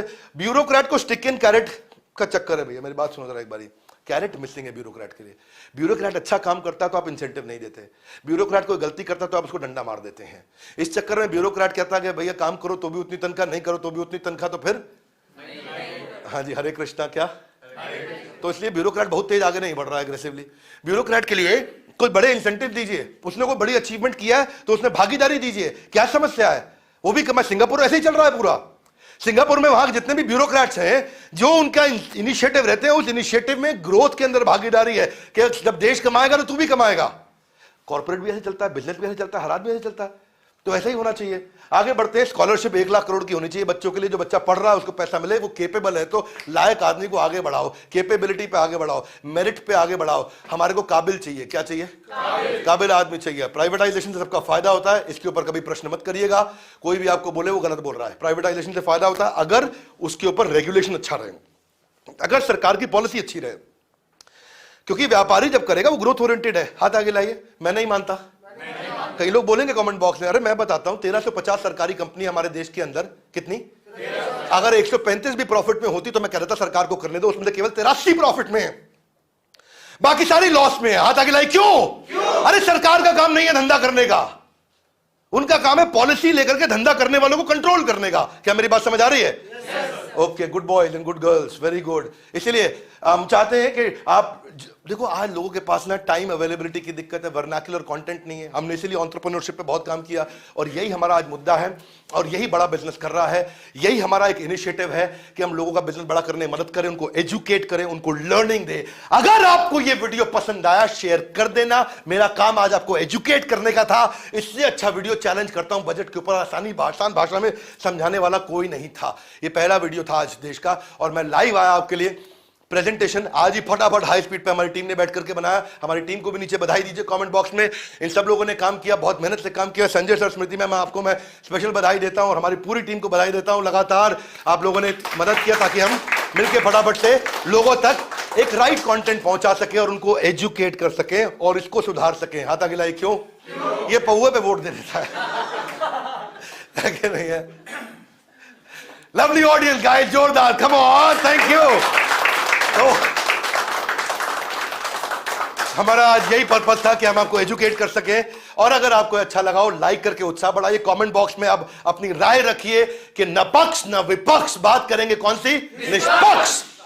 शेयर करिएगा, लोगों को एजुकेट करिए, एक साइड की बात नहीं, दोनों साइड की बात करना चाहते हैं। हमारे साथ जुड़े रहने के लिए एक बात और बता रहा हूं, बड़ा बिजनेस का ऐप डाउनलोड करना, उसमें हमने फ्री पे कम्युनिटी लॉन्च कर दिया एंटरप्रेन्योर्स के लिए, वो कर लेना।